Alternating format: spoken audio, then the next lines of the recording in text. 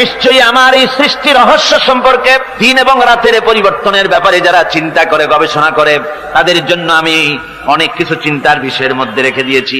তারা এসব আমার সৃষ্টি নৈপুণ্যতা দেখে তারপরে তারা হতবাক বিস্ময় বিমুখ হয়ে তারা বলে, এগুলি দেখে আর বলে, আল্লাযীনা ইয়াযকুরুনাল্লাহা কিয়ামান ওয়া কুউদান ওয়া আলা জুনুবিহিম ওয়া ইয়াতাফাক্কারুনা ফি খালকিস সামাওয়াতি ওয়াল আরদ। তারা বসা অবস্থায়, দাঁড়ানো অবস্থায় আমার প্রশংসা করে আর বলে, রব্বানা মা খালাকতা হাযা বাতিলান সুবহানাকা ফাকিনা আযাবান নার। আয় আল্লাহ পাক, তুমি কোনো কিছু খেল তামাশার বিষয়বস্তু করে তৈরি করো নাই, অতএব জাহান্নামের শাস্তি থেকে তুমি আমাকে রক্ষা করো। আল্লাহর নবী বলেছেন, আল্লাহর সৃষ্টি নৈপুণ্যতা সম্পর্কে যদি কোনো বান্দা 1 ঘন্টা চিন্তা করে, 1 ঘন্টা যদি গবেষণা করে, চিন্তা করে, রব্বুল আলামিন তার আমলনামায় 60 বছরের নফল ইবাদতের সওয়াব লিখে দেন। জোরে বলেন সুবহানাল্লাহ। আল্লাহ পাক এই সমস্ত কথা বলে এখন ওই ফর্মুলা বলতেছেন যে আসলে আমার বান্দা হওয়ার জন্য, খাঁটি বান্দা হওয়ার জন্য তার কয়েকটি বৈশিষ্ট্য থাকতে হবে। আল্লাহ পাক এখানে 8টি বৈশিষ্ট্য বর্ণনা করেছেন। আল্লাহর খাঁটি বান্দা হওয়ার জন্য বৈশিষ্ট্য কয়টা লাগবে? 8টি। বেহেশত কয়টা? বেহেশত কয়টি? আল্লাহ পাক বৈশিষ্ট্য বানাইছেন 8টি। এখানে 8টি বৈশিষ্ট্যের কথা বলা হয়েছে। মহান আল্লাহ রাব্বুল আলামিন বলেন, وعباد الرحمن الذين يمشون على الأرض هونا وإذا خاطبهم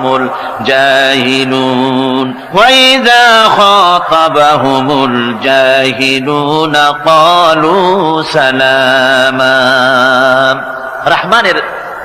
রহমানের খাঁটি বান্দা তারা, রহমানের আসল বান্দা তারা যারা নাকি জমিনের উপর থেকে যখন হাঁটে খুব বিনয় বিনম্রতার সাথে তারা চলে। ওয়াইদা খাতাবাহুমুল জাহিলুন, আর যখন জাহিলরা তাদের সঙ্গে কথাবার্তা বলতে আসে তখন তারা তাদেরকে বলে, তোমাদের প্রতি সালাম, এই বলে তারা চলে। অর্থাৎ এই 8টি বৈশিষ্ট্যের প্রথম বৈশিষ্ট্য ধরা হয়েছে চালচলনকে। ইমানদার খাঁটি বান্দা যারা, তাদের চালচলন সম্পর্কে প্রথম বৈশিষ্ট্য ধরা হয়েছে। তার মানে হচ্ছে নির্লজ্জ, স্বৈরাচার, মাস্তান, গুন্ডা, বদমাশ, অত্যাচারী, এদের চালচলন এক ধরন। আবার অন্যদিকে ব্যক্তিত্ব সম্পন্ন, মর্যাদাবান, এরপরে শিক্ষিত, ভদ্র, মার্জিত, তাদের চালচলন ভিন্ন ধরনের। এই 2 শ্রেণীর চালচলন কি একরকম হয় নাকি? একরকম হয় না। তার কারণ হচ্ছে ব্যক্তির চালচলনের মাঝেই তার অবস্থাটা বোঝা যায় যে আসলে লোকটি কেমন। আল্লাহ রাব্বুল আলামিন এই কথার দ্বারা এটা প্রমাণ করতে চান যে মুমিন বান্দা যারা হবে, আল্লাহর খাঁটি বান্দা যারা হবে, তাদের পরিচয় দেওয়া লাগবে না। তাদের চালচলন দেখে, তাদের হাঁটা দেখে, তাদের চলা দেখে, তাদের বলা দেখে, তাদের আচরণ দেখে লোকেরা বুঝতে পারবে যে ইনি হচ্ছেন আল্লাহর একজন খাঁটি বান্দা, একজন মুমিন ব্যক্তি, একথা বুঝতে পারবে। আর সে ব্যক্তি জমিনের উপরে চলবে খুবই বিনম্র ভাবে। কোরআনে কারীমে অন্য জায়গায় আল্লাহ রাব্বুল আলামিন বলেছেন, ওয়ালা তামশি ফিল আরদি মারহান ইন্নাকা লান তাখরিকাল আরদা ওয়া লান তাবলুগাল জিবালা তুলা। আমার জমিনের উপরে অহংকারের পদবরে হেঁটো না, আমার জমিনের উপরে অহংকার করে জমিনের উপরে হেঁটো না। তুমি জমিনের উপরে অহংকার করে হেঁটে পদাঘাত দিয়ে আমার এই জমিনকে ফাটায় দিতে পারবে না, আর তুমি লাভ দিয়ে আমার আকাশে, আমার পাহাড়ের উচ্চতাও তুমি ছাড়িয়ে যেতে পারবে না। অহংকার করে কেউ কি পায়ের আঘাত দিয়ে জমিনটাকে ফাটায় দিতে পারে? কি বলেন, পারবে? আর অহংকার করে লাভ দিয়ে পাহাড়ের উচ্চতাও কি কেউ ছাড়িয়ে দিতে পারবে? পারবে না। সুতরাং অহংকার, মুমিন ব্যক্তি যারা, তারা অহংকার করতে পারে না। অহংকার মুমিনের স্বভাব নয়। অহংকার করতে পারে কেবলমাত্র আল্লাহ রাব্বুল আলামিন। অহংকার হচ্ছে আল্লাহ পাকের ইজাত। অহংকার কে করতে পারেন? আল্লাহ পাক করতে পারেন। মানুষের অহংকার শোভা পায় না। মানুষ, তোমার আবার অহংকার কিসের? 1 ফোঁটা নাপাক পানি দিয়ে যার জন্মের উৎস, এমন নাপাক পানি যা শরীর থেকে নির্গত হলে পরে গোসল করা ফরজ হয়ে যায়, এমন 1 ফোঁটা নাপাক পানি যার জন্মের উৎস, তার অহংকার কি? অহংকার করবেন আল্লাহ রাব্বুল আলামিন। হাদিসে কুদসির ভিতরে এসেছে, আল্লাহ পাক বলেছেন, যে ব্যক্তি অহংকার করে সেজন্য আমার চাদর নিয়ে টানাটানি করে। জোরে করে নাউযুবিল্লাহি মিন যালিক। সুতরাং মুমিন বান্দা যিনি হবেন, আল্লাহর খাঁটি বান্দা, রহমানের খাঁটি বান্দা, সে ব্যক্তি কখনো জমিনের উপর অহংকারের সাথে চলাফেরা করবে না, বরং তার চালচলন হবে অত্যন্ত বিনম্র। আর কি? আর হলো জাহিলদের সঙ্গে সে কোনো বিতর্কে লিপ্ত হবে না। জাহিলরা গালাগালি দেবে, গালাগালির জবাবে সে গালাগালি দেবে না। জাহিলরা অত্যাচার করবে, অত্যাচারের জবাবে সে অত্যাচার করবে না, বরং তাদেরকে দেখলে, তারা অত্যাচার করতে আসলে, তারা গালাগালি দিলে তাদের জবাবে ইদফা বিল্লাতি হিয়া আহসান, তাদের জবাবে তাদেরকে সালাম দিয়ে সেখান থেকে তারা কেটে পড়বে। সূরা কাসাসে অন্য জায়গায় আল্লাহ রাব্বুল আলামিন একথা আবার এভাবে বলতেছেন, ওয়াইজা সামিউল লাগবা আ'রাদু আনহু ওয়া ক্বালু লানা আ'মালুনা ওয়া লাকুম আ'মালুকুম সালামুন আলাইকুম লা নাবতাগিল জাহিলিন। আল্লাহ পাক বলছেন যে যখন মুমিনেরা পরস্পরে মুমিনদের সাথে জাহিলদের যখন দেখা সাক্ষাৎ হয়ে যায়, যখন ঝগড়ায় লিপ্ত হতে চায়, তখন মুমিনেরা যারা মুমিন বান্দা, আল্লাহর খাঁটি বান্দা, তারা বলবে যে তোমাদের আমলের প্রতিফল তোমরা পাবা, আমাদের কৃতকর্মের ফল আমরা পাবো, সুতরাং তোমাদের প্রতি সালাম, তোমাদের সাথে আমাদের কোনো সম্পর্ক নাই, ঝগড়াঝাটি না করে তারা ফিরে আসবে। আল্লাহ পাক এরপরে বলেন, ওয়াল্লাযীনা ইয়াবীতুনা লিরাব্বিহিম সুজদান ওয়া কিয়ামা। রহমানের খাঁটি বান্দা তারাই আরেকটি বৈশিষ্ট্য, তাদের এই 2 নম্বরের বৈশিষ্ট্য এবার বলা হচ্ছে। রহমানের আল্লাহর খাঁটি বান্দার 2 নম্বরের বৈশিষ্ট্য যেটা, সেটা হচ্ছে এই যে তারা রাত কাটায় তার রবের হুজুরে আল্লাহর দরবারে সেজদা দিয়ে দাঁড়িয়ে থেকে কান্দাকাটি করে তারা রাত গুজরান করে। জোরে বলেন সুবহানাল্লাহ। আর এর বিপরীত যারা, তারা রাত কাটায় রাতের বেলা মদ, জুয়া, সিনেমা, গান বাজনা, অশ্লীলতা, নাটক, হাবিজাবি গল্প গুজব করে তারা তাদের রাত কাটায়। আর যারা মোমেন বান্দা, আল্লাহর বান্দা, যারা খাঁটি বান্দা, তারা এই রাত তারা আল্লাহর ইবাদতের ভিতর থেকে কান্দাকাটির মধ্য দিয়ে দাঁড়িয়ে দাঁড়িয়ে অথবা সেজদার ভিতরে তারা তাদের রাত কাটিয়ে দেয়। কোরআনে কারীমে আল্লাহ রাব্বুল আলামিন একথা এভাবে বলেছেন, তাতাজাফা জুনুবুহুম আনিল মাদাজি ইয়াদউনা রাব্বাহুম খাওফান ওয়া তামআন। আমার মুমিন বান্দারা তাদের পার্শ্বদেশ এবং পৃষ্ঠদেশ বিছানার উপরে বেশি রাত থাকে না, তারা তাদের রবের প্রতি রবের ভয়, আল্লাহর ভয়, আশা এবং আশা পোষণ করে, আর তারা আল্লাহকে ভয় করে তারা বিছান থেকে নিজের পিঠকে আলাদা করে নিয়ে তারা রাতের বেলায় আমার কাছে কান্দে, আমার কাছে দোয়া করে, তারা কান্দে, ইবাদত করে।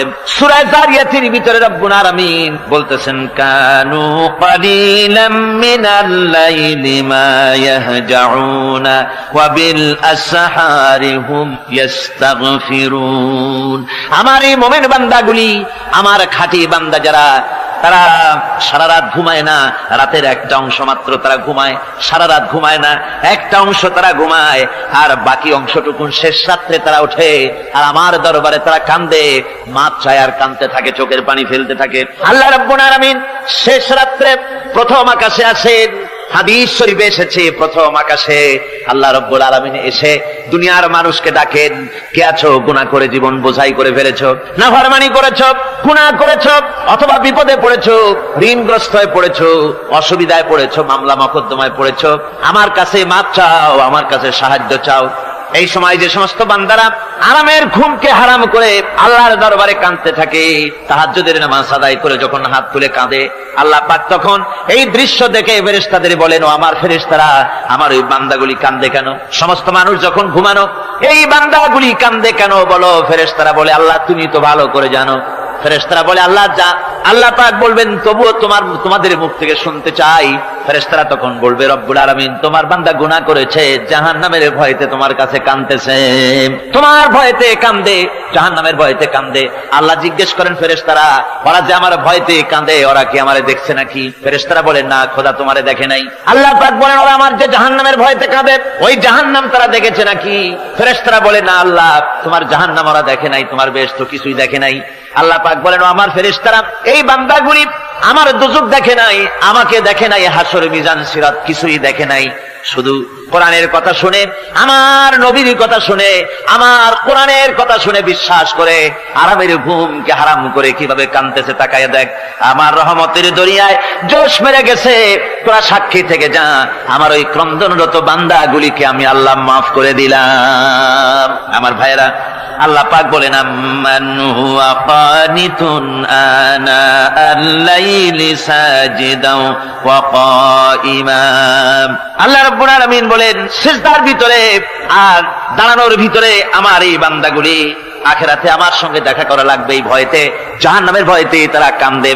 এভাবে কাঁদতে থাকে, আর আল্লাহ পাক ওই সময় তাদের গুনাহ মাফ করতে থাকেন। কোরআনে কারীমের ভিতরে আল্লাহ পাক বলেন, সারা রাত ঘুমাতে আল্লাহ নিষেধ করেছেন, সারা রাত যেন ঘুমায়ো না, পাইকারি দরে ঘুমায়ো না, একটু জাগো। ওয়াজকুর ইসমা রাব্বিকা বুকরাতাও ওয়া আসীলা, সকাল এবং সন্ধ্যায় তোমার প্রভুর, তোমার রবের জিকির করো, স্মরণ করো।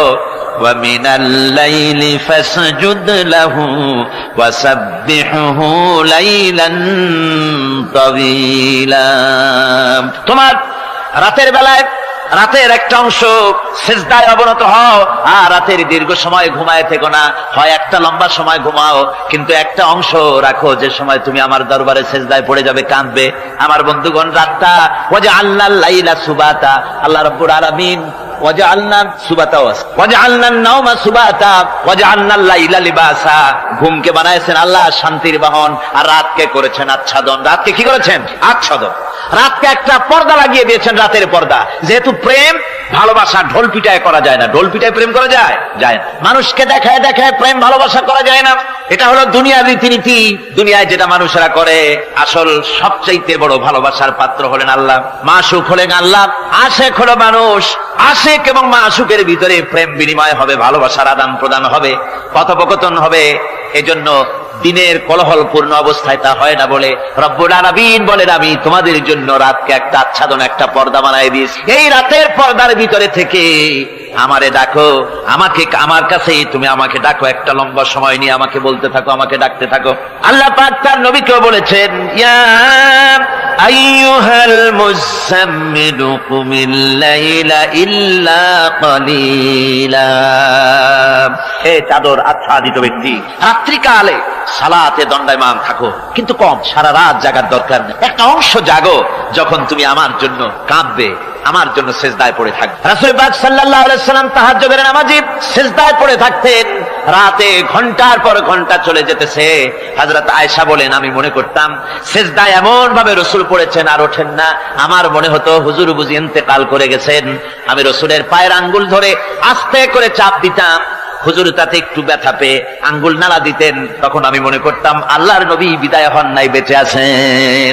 আবার কখনো দাঁড়িয়ে দাঁড়িয়ে নামাজের ভিতরে তেলাওয়াত করতে করতে রাত শেষ হয়ে যেত, আমার মনে হতো এই দাঁড়ানো থেকে হুজুর বুঝি আর রুকুতে যাবেন না। আবার যখন রুকুতে যেতেন মনে হতো এই রুকু থেকে আর বুঝি সেজদায় যাবেন না। আবার যখন সেজদায় যেতেন মনে হতো এই সেজদা থেকে রাসূল বুঝি আর উঠবেন না। সুবহানাল্লাহ। সাহাবায়ে কেরাম জিজ্ঞেস করতেন, হে রাসূল, হযরত আয়েশা জিজ্ঞেস করে, হে রাসূল, আপনি এত কাঁদেন কেন, এত ইবাদত করেন, এত রাত জাগেন? হযরত আয়েশা বলেছেন, আল্লাহর নবী দাঁড়িয়ে দাঁড়িয়ে তেলাওয়াত করতে করতে, দাঁড়িয়ে দাঁড়িয়ে নামাজ পড়তে পড়তে পাও মোবারক, কদম মোবারক এমন ভাবে ফুলে যেত, সকালবেলায় জুতার মধ্যে পাও ঢুকতো না। সুবহানাল্লাহ। এইভাবে রাসূল পাক কষ্ট করতেন। জিজ্ঞাসা করতে, এত ইবাদত কেন করেন? আপনার তো আগের পিছের সমস্ত গুনাহ আল্লাহ মাফ করেছেন, কোনো গুনাহ আপনার নাই, তবু আল্লাহ বলে দিয়েছেন, নবী আপনার আগের পিছের সব মাফ, তারপরেও এত কাঁদেন কেন? আল্লাহর নবী বলেছেন, ও সাহাবীরা, আমার স্ত্রীরা, শোনো, আমি কি আমার বান্দার, আমি আমার আল্লাহর শুকরগুজারকারী বান্দায় কি আমি পরিণত হব না? যে আল্লাহ আমাকে এত নিয়ামত দিয়েছেন, আমি কি সেই আল্লাহর শুকরগুজার হব না? রাসূলুল্লাহ এভাবে কাঁদতেন।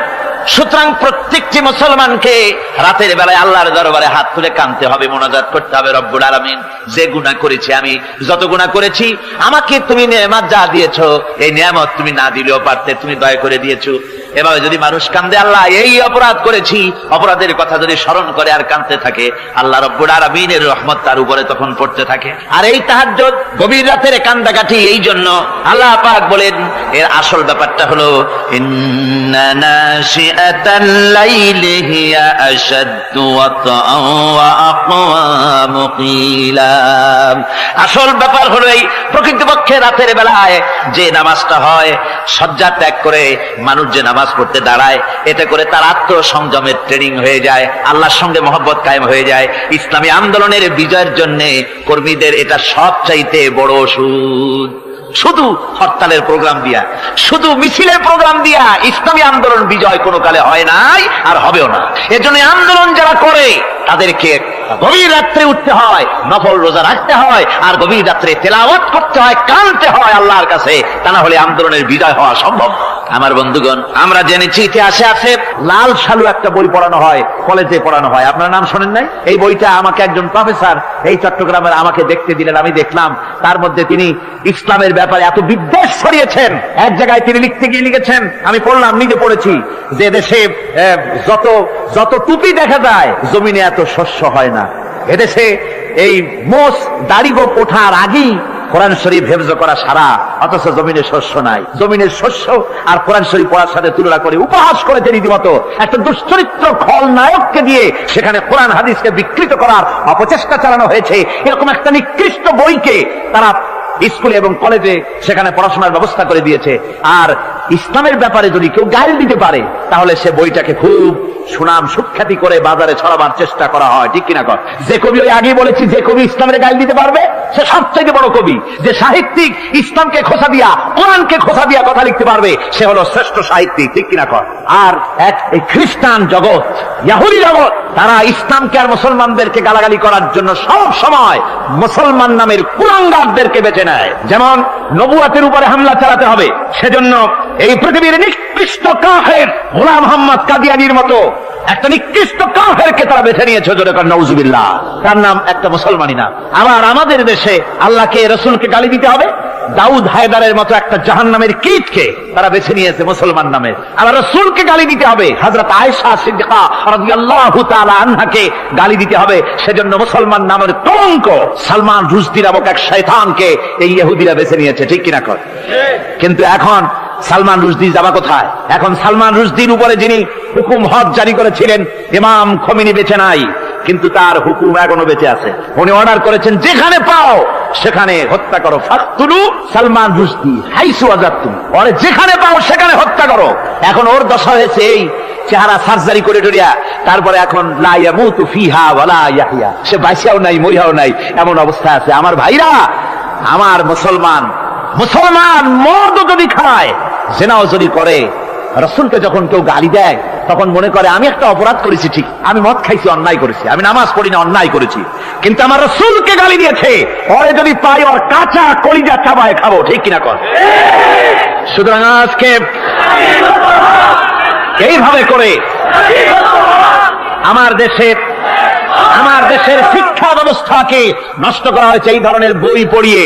এবং এক শ্রেণীর শিক্ষক আছেন যারা কলেজ ইউনিভার্সিটিতে অপ্রাসঙ্গিক ভাবে ইসলামকে গালাগালি করে, আল্লাহকে গালি দেয়, ইসলামকে গালি দেয়, মুসলমানদেরকে গালি দেয়। বরদাস্ত করতে পারি না। বলি, বন্ধুরা, ইসলাম যদি ভালোই না লাগে তাহলে নামটা মুসলমানি নাম রাখছেন কেন? ঘোষণাটা দিয়ে দেন, আমরাও জানাজা না পড়াবার হাত থেকে বাইতে যাই, ঠিক কিনা?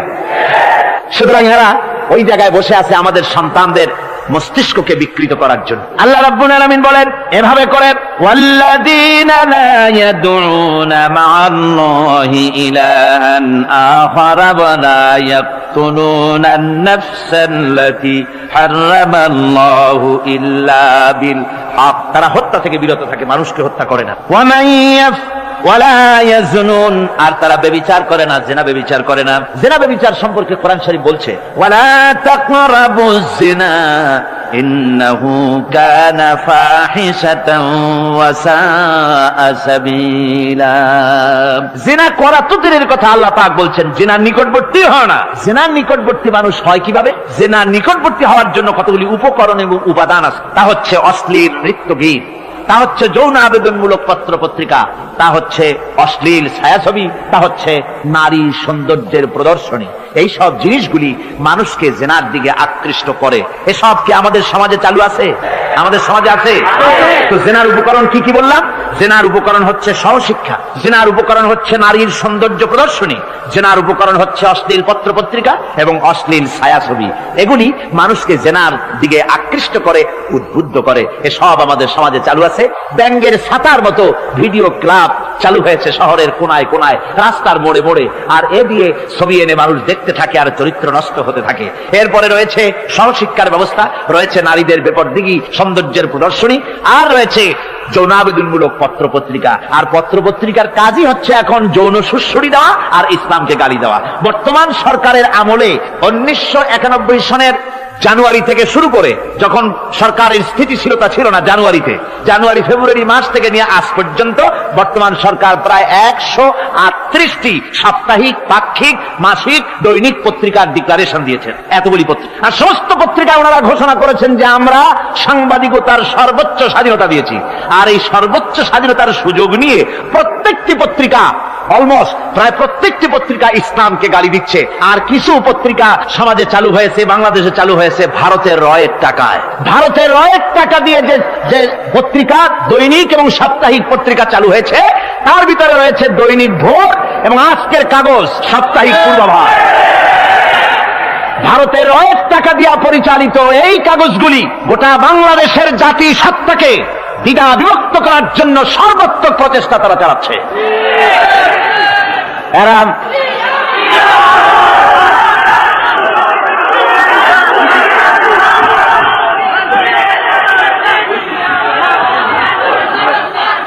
আমার বন্ধুগণ, এই ধরনের একটানা প্রয়োজন হলে সব নাম আমরা তুলে ধরবো। ভারতের রয়ের টাকা দিয়ে তারা এভাবে পত্রিকা তৈরি করে গোটা বাংলাদেশের স্বাধীনতা, সার্বভৌমত্ব এবং অস্তিত্বের উপরে আঘাত হানতেছে। শুধু তাই নয়, তারা ইসলামের উপর আঘাত হানছে। আলেম এবং পীরদের বিরুদ্ধে বক্তব্য তারা পত্রিকার ভিতরে সমালোচনামূলক কথাবার্তা তারা লিখছে। এমন একটা সাপ্তাহিক পত্রিকা কম পাবেন যেখানে ইসলামকে, ইসলামী আন্দোলনকে কিছু না কিছু খোঁচা মারা না হচ্ছে। ঠিক কিনা কর যারা বলেন ঠিক কিনা?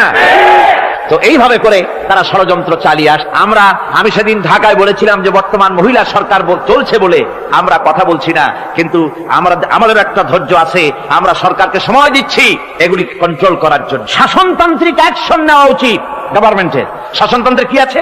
শাসনতন্ত্রে, সংবিধানে, কনস্টিটিউশনে লেখা আছে যে নাগরিকদের কোন ধর্মীয় অনুভূতিতে আঘাত লাগতে পারে এমন কোন কথা, এমন কোন বক্তব্য কেউ লিখতেও পারবে না, বলতেও পারবে না। সেটা দণ্ডমূলক শাস্তি, এটা শাস্তি হবে। তার এই ধরনের কথা লেখা আছে। এটা লেখা থাকা সত্ত্বেও যারা ইসলামের বিরুদ্ধে কথা বলে, পত্রিকার মাধ্যমে যারা এগুলি লেখে, এগুলির বিরুদ্ধে গভর্নমেন্টের হাত দিতে, অ্যাকশন নিতে অসুবিধা কোথায়? আমরা সময় দিচ্ছি সরকারকে, তারা এই জিনিসগুলি দেখুক এবং অ্যাকশন নিক।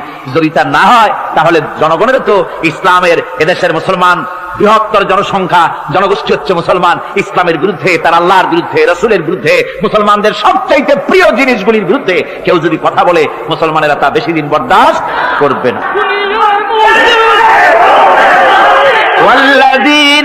আল্লাহ পাকের বলেন ইউদাআফ লাহুল আযাবু ইয়াওমাল কিয়ামাতি ওয়া ইয়াখলুদু ফীহি মুহানা।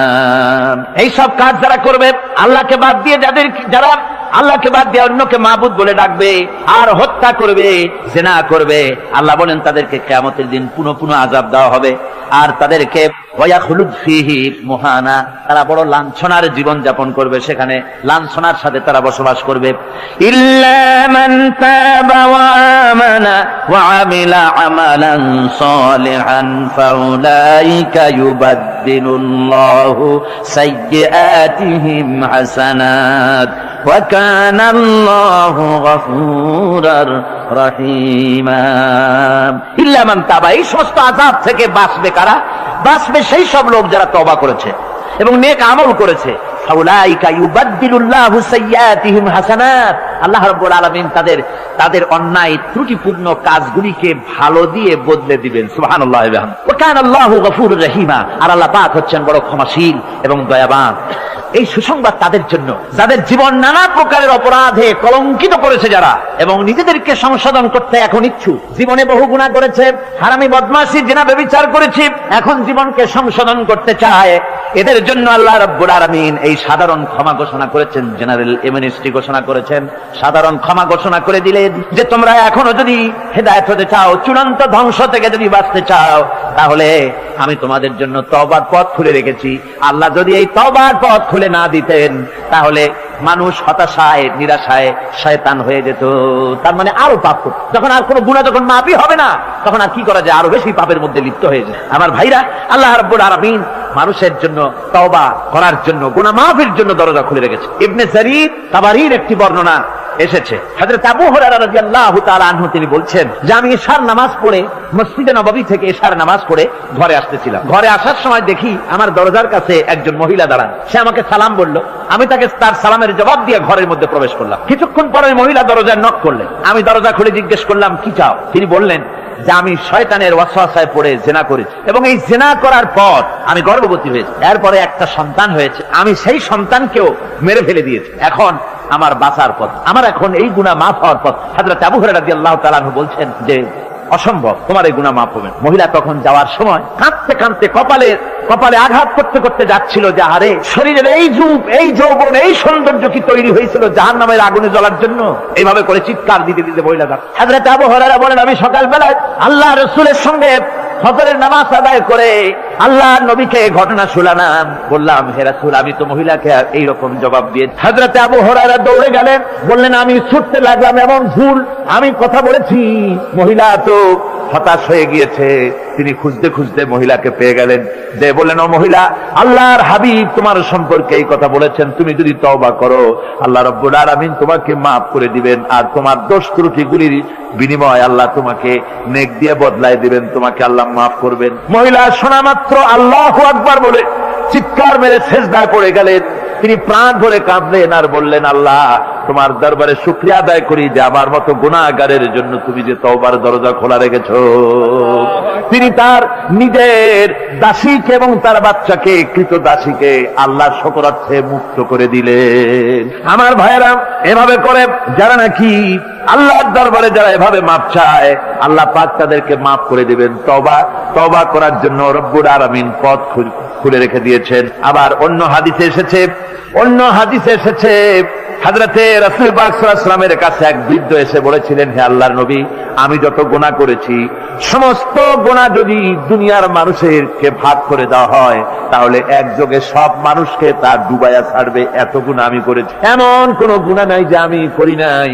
হে আল্লাহর রাসূল আমার এই গুনাহ মাফ হবে নাকি? আল্লাহর নবী বলেন তুমি কি মুসলমান হয়েছো? লোকটি বলল হুজুর আমি মুসলমান হয়ে গেছি। আশহাদু আল্লা ইলাহা ইল্লাল্লাহু ওয়াহদাহু লা শারীকা লাহু ওয়া আশহাদু আন্না মুহাম্মাদান আবদুহু ওয়া রাসূলুহু। পড়েন সবাই আশহাদু আল্লা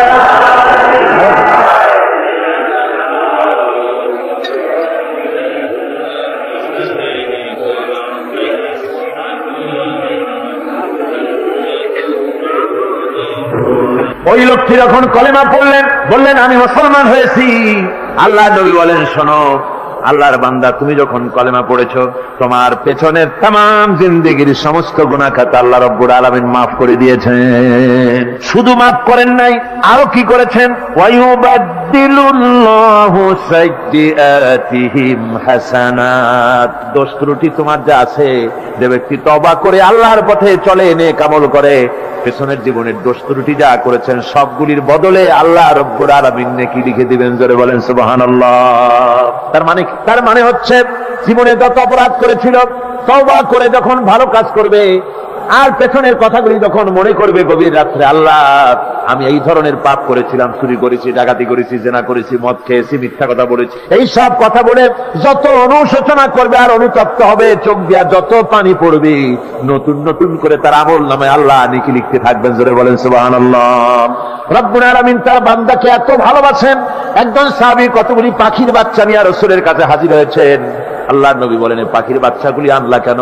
সাহাবী বলেন হুজুর এই পাখির বাচ্চাটা ভেঙে গিয়েছিল, বাচ্চাগুলি যখন ধরলাম ওর মা আমার মাথার উপরে ঠোকরাতে লাগলো, সে নিজের জীবনের মায়াকে উপেক্ষা করে বাচ্চাগুলিকে হেফাজত করার জন্য আমার উপরে ঝাঁপিয়ে পড়লো। আমি নিয়ে এসেছি এখানে, এই দেখুন ঘরের মধ্যে ঢুকেছে, এখানে ওই পাখিটা এসেছে। আমি রাসূলকে দেখাতে এলাম প্রাণী জগতে মায়ের সন্তানের প্রতি কত মায়া সেটা দেখাতে এলাম। আল্লাহর নবী বলেন ও সাহাবী প্রাণী জগতে সন্তানের প্রতি মায়ের কতটুকু মহব্বত তুমি তাই আমাকে দেখাতে এসেছো।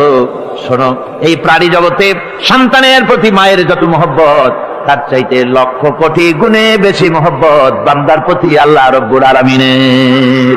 মহব্বতকে, করুণাকে, রহমতকে, ভালোবাসাকে 100 ভাগ করা হয়েছে। 100 ভাগ করে 99 ভাগ আল্লাহ নিজের কাছে রেখেছেন, আর একটা ভাগ তামাম পৃথিবীর প্রাণী জগতে আল্লাহ ছড়াই দিয়েছেন।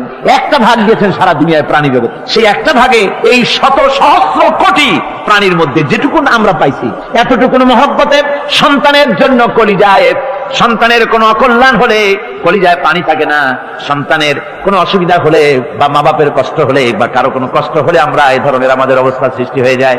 এক ভাগ তামাম পৃথিবীর সমস্ত প্রাণী জগতে ছড়ায় দেওয়ার পর আমাদের অবস্থা যদি এই হয়, তাহলে 99 ভাগ রহমত যার কাছে, বান্দার প্রতি তার মহব্বত কতখানি। আমার বন্ধুগণ, রাসূল পাক সাল্লাল্লাহু আলাইহি ওয়াসাল্লাম বলেছেন, ও সাহাবীরা, একজন লোক উটের পৃষ্ঠে যাচ্ছিল কোথাও, উটের পৃষ্ঠে তার খাবার আছে, পানিও আছে। যেতে যেতে মরুদ্যানের মধ্যে সে বিশ্রাম করলো। ঘুমের থেকে জেগে দেখে উট নাই, খাবার নাই, পানিও নাই। বড় লোকটা কেমন পেরেশান হয়। সাহাবীরা বলেন, হুজুর, উট হচ্ছে মরুভূমির জাহাজ, উট হারায় গেছে, টাকা পয়সা যা ছিল, খাদ্য খাবার ছিল, সব চলে গেছে, এর থেকে পেরেশানি তো আর কিছুই হয় না। হুজুর বলেন, লোকটা খানিকক্ষণ চিন্তা ভাবনা করতে করতে কিছুক্ষণ পর দেখলো উট ফিরে এসেছে, সমস্ত টাকা তার ওই খাদ্য আর পানিও নিয়ে হাজির হয়ে গেছে। বলো কেমন খুশি হয়। হুজুর, হযরত সাহাবীরা বলেন, হুজুর, এর থেকে খুশি আর কি হতে পারে, লোকটার দিল তো ভরে যাবে। আল্লাহর নবী বলেন, ও সাহাবীরা, কোন বান্দা যদি আল্লাহ থেকে নাফরমান হয়ে যায়, নামাজ ছেড়ে দেয়, জিনা ব্যভিচার বদমাশি নাফরমানিতে যদি যখন লিপ্ত হয়ে যায়, উঠারা ব্যক্তি উট পাওয়ার জন্য যেমন পেরেশানি বোধ করে, আল্লাহ রাব্বুল আলামিন তার ওই নাফরমান বান্দার জন্য, আল্লাহ রাব্বুল আলামিন ফিরে আসার জন্য আল্লাহ রাব্বুল আলামিন চান। বান্দা যখন নাফরমান বান্দা নিজের গুনাহ বুঝতে পেরে যখন সিজদায় পড়ে গিয়া কান্দে, রব্বুল আলামিন আমার গুনাহ মাফ করে দাও, এইভাবে যখন কাঁদতে থাকে, রব্বুল আলামিন আল্লাহর হাবিব বলেন, উঠারা ব্যক্তি উঠ ফেলে পড়ে, ওই ব্যক্তি যত খুশি হন। কোন নাফরমান বান্দা যখন সিজদায় পড়ে যায়, আল্লাহ রাব্বুল আলামিন এর চাইতে লক্ষ কোটি গুণে বেশি খুশি হয়ে যান। আল্লাহ পাক হচ্ছেন রহমান রহিম, গাফুরুর রহিম। পৃথিবীতে এমন কে আছে, আপনি আমাকে বলেন, এমন কে আছে অপরাধ করবে না আর সে বলবে আয় তোরে মাফ করে দেই? বলেন, এরকম আছে নাকি? কেউ বলেন আছে? এমনকি বাপ মা ছেলে অন্যায় করেছে, বাপ মার দিল চায় ছেলেটা যদি মাপ চাইতো বড্ড ভালো হতো, ওর সাথে প্রাণ ধরে কথা বলতাম, বুকের সাথে জড়িয়ে দিতাম, কিন্তু মুখ খুলে বলে না যে অপরাধ করেছিস, মাপ চাইয়া যা, এরকম বলে। মাও বলে না, বাপেও বলে না। কিন্তু একমাত্র মহান সত্য রব্বুল আলামিন, বান্দা যখন গুনাহ করে আল্লাহ ডাকে, বান্দারে গুনাহ করেছিস ফিরে আয়, আমি তোরে মাফ করে দেব। গুনাহ করেছিস ফিরে আয়, জিনা করেছিস ফিরে আয়, মদ খেয়েছিস ফিরে আয়, মানুষ হত্যা করেছিস ফিরে আয়, কুফরি করেছিস ফিরে আয়, আগুন পূজা করেছিস ফিরে আয়, মাটি পূজা করেছিস, সূর্য পূজা করেছিস, যা করেছিস না কেন ফিরে আয়, আমাকে ডাক দে, আমি তোর জিন্দেগির গুনাহ আমি আল্লাহ মাফ করে দেব। এই জন্য আল্লাহ রাব্বুল আলামিনকে যখন কোন বান্দা একবার ডাকে, দিল থেকে কলিজা থেকে একটা ডাক যদি দেয়, আল্লাহ হাজার ডাকের তুলনায় একটা ডাক আল্লাহ কলিজা থেকে ডাক। এই ডাকটা কোথা থেকে? কলিজা থেকে। দিল সে जुबात निकलती है, असर रखती है, पर नहीं मगर ताकते परवास रखती है। অন্তর থেকে যে কথা বেরোয় তা প্রভাব বিস্তার করে। কলিজা থেকে যদি কেউ ডাক দেয় আল্লাহ, কলিজার একটা ডাক আলাদা না? বলেন আলাদা কিনা? কলিজা থেকে ডাক, বলেন না সবাই আল্লাহ। কলিজা থেকে একটা ডাক যদি কেউ ভাবে আল্লাহকে ডাক দেয় আল্লাহ, আল্লাহ রাব্বুল আলামিন বান্দা যখন একবার ডাক দেয়, আল্লাহ তখন 70 বার লাব্বাইক বলেন, 70 বার সাড়া দিয়া বলে, বান্দা কি চাও? আমি তোর কাছে হাজির। কি চাস বল, আমার আমি মাফ করে দেব। সুতরাং আল্লাহ রাব্বুল আলামিন বলছেন, আমার কাছে ক্ষমা চাও, মাফ চাও, আমার কাছে মাফ চাও, যত মাফ চাইবে আমি মাফ করে দেব। পৃথিবীতে এমন কেউ নাই যার কাছে বেশি চাইলে তিনি খুশি হবেন। আল্লাহ রাব্বুল আলামিন এমন এক সত্তা, যার কাছে যত বেশি চাওয়া যাবে তিনি তত বেশি খুশি হবেন। হর হমেশা দেনে কো वो तैयार है, जो न मांगे उससे वो बेजार है। যত বেশি চাওয়া যায় আল্লাহর কাছে, আল্লাহ তত খুশি হন। আর যে ব্যক্তি চায় না আল্লাহর কাছে, আল্লাহ তার উপরে বেজার হয়ে যায়। ومن تاب وعمل صالحا فإنه يتوب إلى الله متابا। আর যারা তওবা করে, নেক আমল করে, তার আল্লাহর দিকে ফিরে আসে, যেমনটি তার আসা উচিত তেমন ভাবে সে আল্লাহর কাছে ফিরে আসে। তার মানে হলো তওবা মাফ, তওবা কবুল করার জন্য, গুনাহ মাফ করার জন্য পৃথিবীতে কেউ নাই। আছে কেউ? গুনাহ কি কেউ মাফ করতে পারে? দুনিয়ায় কেউ পারে? আকাশে কেউ পারে? আল্লাহ ছাড়া কেউ গুনাহ মাফ করতে পারে? যদি মানুষ তওবা করে, রব্বুল আলামিন বলেন সে এমন ভাবে তওবা করে আল্লাহর কাছে ফিরে এসেছে যেখানেই তার আসা উচিত, এই জায়গা ছাড়া আর তার কোনো যাওয়ার জায়গা নাই। সুতরাং সে জায়গা মতো এসেছে, অনুতপ্ত এবং অনুশোচনা করেছে। আল্লাহ পাক এ ধরনের অনুতপ্তকারী, অনুশোচনাকারীকে রব্বুল আলামিন ক্ষমা করে দিয়ে থাকেন। ওয়াল্লাযীনা লা ইয়াশহাদুনা আয-যুর ওয়া ইযা মাররু বিল-লাগবি মাররু কিরামা। আর যারা মিথ্যার সাক্ষ্য হয় না, রহমানের বান্দা তারা যারা মিথ্যার সাক্ষ্য হয় না, এরা হচ্ছে ষষ্ঠ বৈশিষ্ট্য।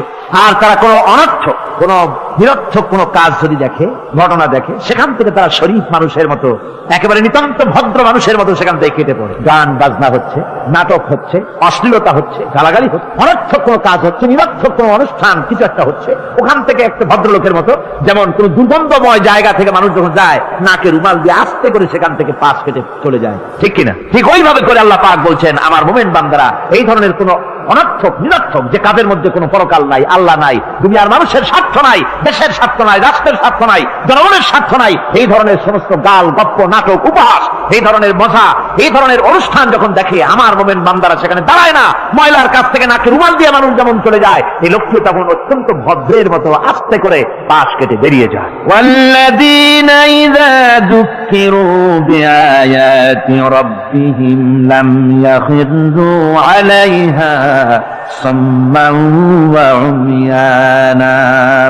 আর আমার বান্দাদের 7 নম্বরের, রহমানের বান্দা, খাঁটি বান্দা যারা, তাদের 7 নম্বরের বৈশিষ্ট্য হচ্ছে যে ওই সমস্ত বান্দারা তাদের কাছে যখন আমার আয়াতকে শোনানো হয়, আমার কোরআন তেলাওয়াত করে, আমার আয়াত করে যখন নসিহত শোনানো হয়, তখন তারা বোবার মতো, বদিরের মতো বসে থাকে না। বুঝতে পেরেছেন? রহমানের খাঁটি বান্দা যারা, তাদের কাছে কোরআনের কথা ওয়াজ করে যখন শোনানো হয়, আল্লাহর কালাম যখন শোনানো হয়, আয়াত পড়ে পড়ে যখন নসিহত শোনানো হয়, লাম ইয়াখিরু আলাইহা সাম্মান ওয়া উমিয়ানা, তখন ওই ব্যক্তি অন্ধ এবং বধিরের মতো চুপ করে বসে থাকে না, বরং আমল করা শুরু করে দেয়। জোরে বলেন সুবহানাল্লাহ। যখন সে জানলো যে এগুলি হলো আল্লাহর দুইটি কাজ, এগুলি আল্লাহর কাজ, আল্লাহ রাসূলের কাজ, তখন তা পালন করা শুরু করে দেয়। এই 5 দিন ধরে কোরআনের যে কথাগুলি হলো, এই কথাগুলি শোনার পর আপনারা কি বসে থাকবেন? বসে থাকবেন? তারা বসে থাকবে। এইগুলি শোনার পরে আল্লাহ তাদেরকে বলেছেন এরা হলো অন্ধ, এরা হলো বধির, এরা হলো বোবা। আমরা আল্লাহর এই যে কথা, আমরা কি অন্ধ আর বধির আর বোবা হবো নাকি? আমরা হবো না। আমরা অন্ধ নয়, বধির নয়, বোবা নই, বরং আল্লাহ যা বলেছেন, যা শুনলাম সামি'না ওয়া আতানা, এই 5 দিন ধরে যা শুনলাম আল্লাহর কথা, কার কথা শুনলাম? আর সমস্ত কথা আমরা আমল করবো। জোরে কোন আমিন। আল্লাহ যেন কবুল করেন। জোরে কোন আমিন। আমল করা কি? বসে না থাকা কি? বসে না থাকা হচ্ছে যা শুনলাম, আল্লাহর যা ফরজ, যা হুকুম, তা মানবো। আল্লাহ যা নিষেধ করেছেন তার থেকে ফিরে থাকবো, এটাই হলো কাজ। এরপরে রব্বুল আলামিন বলেন ওয়াল্লাযীনা ইয়াকুলুনা রাব্বানা হাব লানা মিন আজওয়াজিনা ওয়া যুররিয়্যাতিনা কুররাতা আয়ুন ওয়াজআলনা লিল মুত্তাকিনা ইমামা।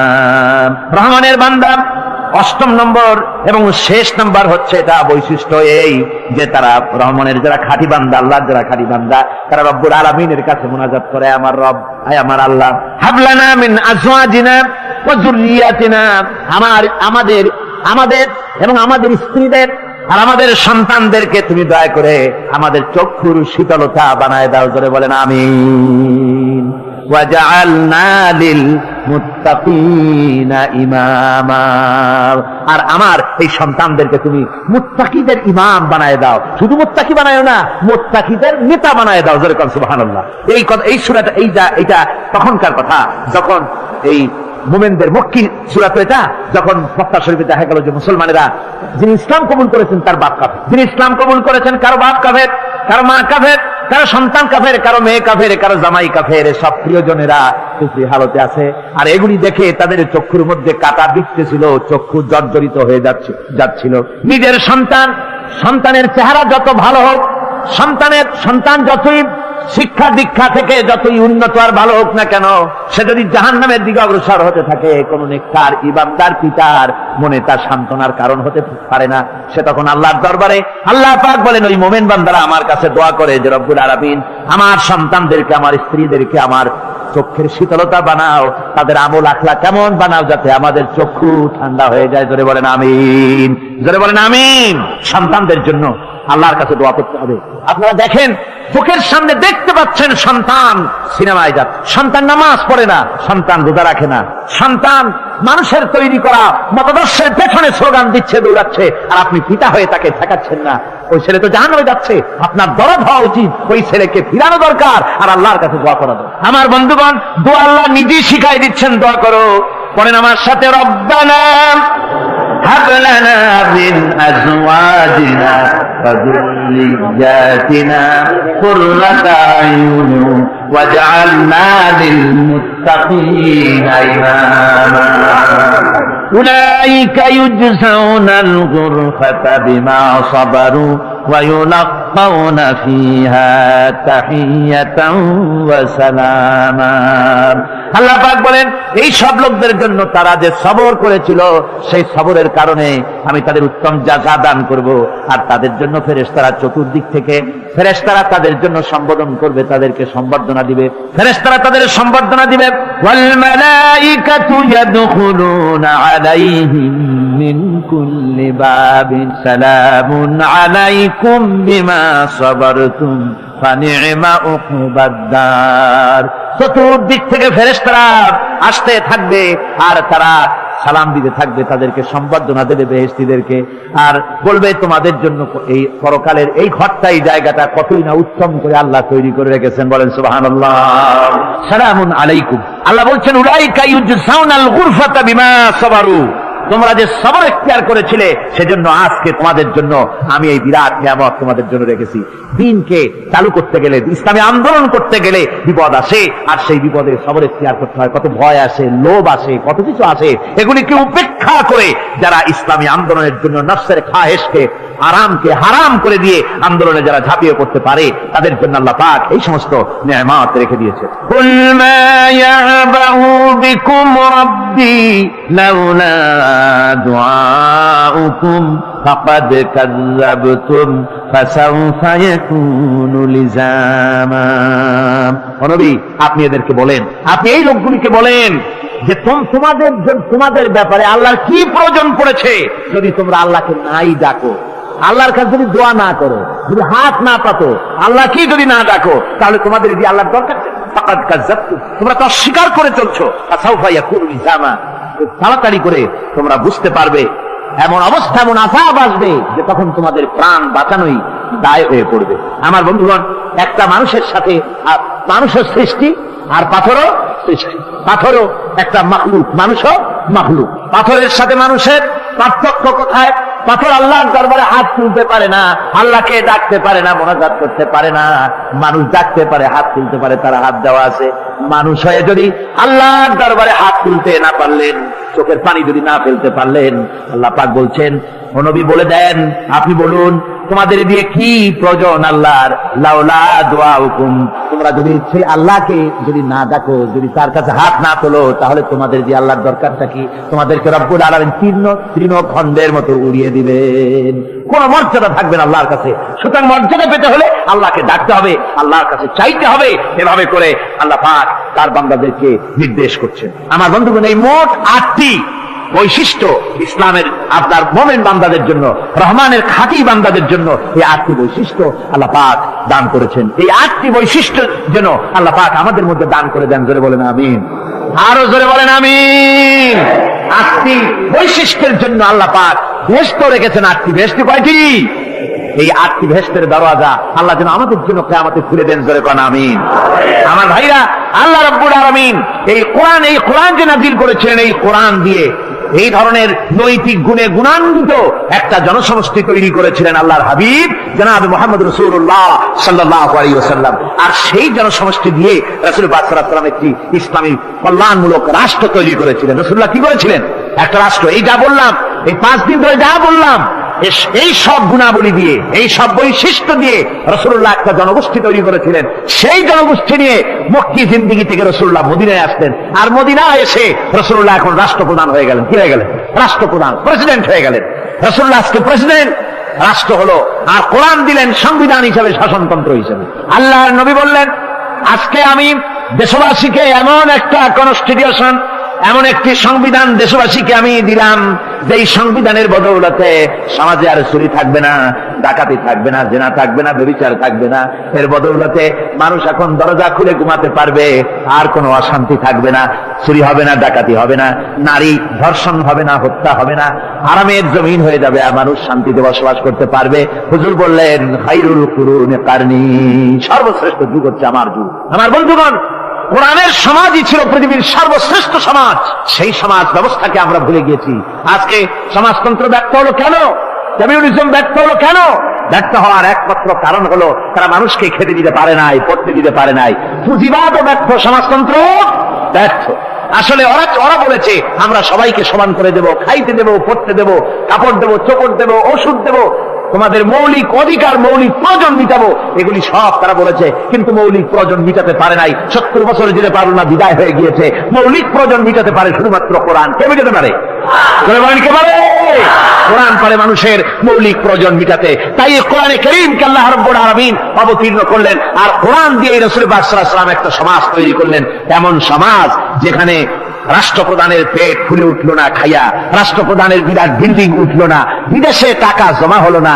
আজকে আমরা দেখি পৃথিবীতে কত জায়গায় রাষ্ট্রপ্রধান নিজের ছেলেপেলে নাই, হাওলাত করা ছেলে একটা, তাও যদি এত টাকা পয়সা বিদেশে জমা করে, তাহলে মানুষেরা মন্তব্য করে যদি নিজের ছেলে থাকতো তাহলে তো গোটা বাংলাদেশ বিদেশি ব্যাংকে জমা দিয়ে দিত। ইসলাম পৃথিবীতে এসেছে মানুষকে এমন এক শান্তির বিধান দিতে। রাষ্ট্রপ্রধান মুহাম্মদ রাসূলুল্লাহ সাল্লাল্লাহু আলাইহি ওয়াসাল্লাম, মানুষ খাবার পেয়েছে, দরজা খুলে ঘুমাবার সুযোগ পেয়েছে। আজ হযরত আবু হুরায়রা রাদিয়াল্লাহু তাআলা আনহু বলেন, আমি রাসূলুল্লাহর কাছে গেলাম, হুজুরকে গিয়ে সালাম করলাম। আল্লাহর নবী সালামের জবাব দিলেন, কিন্তু দেখতে পেলাম মুখ নড়ে, আওয়াজ বেরোলো না। কারণ কি? কাছে গিয়ে দেখি নবীজি ক্ষুধার যন্ত্রণায় কথা বলতেছেন, আওয়াজ বেরোতেছে না। এত ক্ষুধা লেগেছে আল্লাহর নবীর। 2-4 দিন চলে গেছে, খাবার নাই। রাসূলুল্লাহ সমস্ত গনিমতের মাল, যাকাত সৎকার মালগুলি, খাদ্য দ্রব্যগুলি দুহাতে বিতরণ করেছেন। নিজের পেটে খাবার নাই, মানুষকে দিতেছেন। দিতে দিতে এশার নামাজ পড়ে নবীজি ঘরের মধ্যে প্রবেশ করে হযরত আয়েশা সিদ্দিকা রাদিয়াল্লাহু তাআলা আনহাকে দেখে বলেন, আয়েশা রে, সারাদিন কষ্ট করেছি, দারুণ ক্ষুধা লেগেছে, তাড়াতাড়ি করে কিছু খাবার আমার এনে দাও। হযরত আয়েশা হুজুরের ক্ষুধার্ত শ্রান্ত ক্লান্ত চেহারার দিকে তাকাইয়া হযরত আয়েশা কেঁদে ফেলেছেন। হযরত মা আয়েশা কাঁদেন আর বলেন, ইয়া রাসূলুল্লাহ, হে আল্লাহর নামের কসম করে বলি, আমি আয়েশার ঘরে কোনো পানি ছাড়া কোনো খাবার নাই। দিন প্রতিষ্ঠার জন্য রক্ত দিয়েছে, ঠিক কিনা? 8 বছর, 8টি বছর পর্যন্ত কারারুদ্ধ ছিলেন। তাকে জিজ্ঞেস করা হয়েছে, ইমাম সাহেব জেলের মধ্যে তো আছেন, কষ্ট হয়? ইমাম সাহেব বলেছেন, না, কষ্ট হয় না, তবে মাঝে মাঝে একটু কষ্ট হয় মনে। 2-4 মাস পর পর আমার বুড়ি মাকে এনে হাজির করা হয় জেলখানার মধ্যে, আর আমার মায়ের সামনে আমাকে পেটানো হয়, যেন মা আমাকে বলে যে এদের সাথে একমত হয়ে যা, সেই জন্য পেটানো হয়। আমার মা আমার মায়ের দেখে, আর মায়ের চোখ থেকে পানি পড়তে থাকে, তখন আমার মনে বড় কষ্ট লাগে। তবে আলহামদুলিল্লাহ, মা আমার এমন, আমার মা দেখেন আর হজম করেন। সর্বশেষ যে ব্যক্তি জাহান্নাম থেকে মুক্তি লাভ করবে, তাকে আল্লাহ পাক বলবেন, ফেরেশতাদেরকে বলবেন, আমার ফেরেশতারা, আমার এই বান্দাকে জান্নাত এবং জাহান্নামের মাঝখানে রেখে দাও। জান্নাত এবং জাহান্নামের মাঝখানে লোকটি যখন থাকার জায়গা পাবে, সে জান্নাতের দিকে তাকায়া দেখবে আর কাঁদতে থাকবে। আল্লাহ পাক জিজ্ঞেস করবেন, বান্দারে, যুগের পর যুগ ধরে জাহান্নামে কেঁদেছ, আমি রব্বুল আলামিন জাহান্নাম মাফ করে দিয়া জান্নাত জাহান্নামের মাঝখানে রেখে দিয়েছি, আযাব থেকে তো বেঁচে গেছো, এখন কান্দো কেন? লোকটি বলবে, রব্বুল আলামিন, কান্দি এই কারণে, জাহান্নাম থেকে মাফ করেছো, তোমার শুকরিয়া আদায় করি। জান্নাত তো আমার কপালে নাই, কিসমতে নাই, কিন্তু জান্নাত আমি এখান থেকে দেখতে পাচ্ছি, জান্নাতের সুঘ্রাণ আমার নাকে আসতেছে, কপালে নাই যাওয়ার। আমি কাঁদি এই জন্য, তুমি যদি মেহেরবানি করে আমাকে জান্নাতের দরজার কাছে একটু দাঁড় করায় দিতা, প্রাণ ভরে তোমার জান্নাতের দৃশ্যটা একটু দেখতা।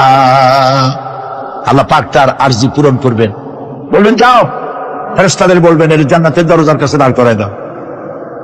জান্নাতের দরজার কাছে দাঁড়িয়ে লোকটি আবার কান্না শুরু করবে। আল্লাহ পাক প্রশ্ন করবেন, এবার কান্দো কেন? লোকটি বলবে, রব্বুল আলামিন, কান্দি এই কারণে, জান্নাতের এই দরজায় দাঁড়াইয়া জান্নাতের অফুরন্ত নেয়ামত কিছুই ভালো করে দেখা যায় না, শুধু অল্প জায়গা দেখি। যদি তুমি আমারে দয়া করে জান্নাতের মাঝখানে দাঁড় করায় দিতা, চতুর্দিকে তাকায়া তাকায়া দেখা কলিজারে ঠান্ডা বানাইতাম। তবে আমি ওয়াদা করি জান্নাতের কোন নাজ নেয়ামত, কোন ফল আমি খাবো না, ধরবো না, ছুঁইব না।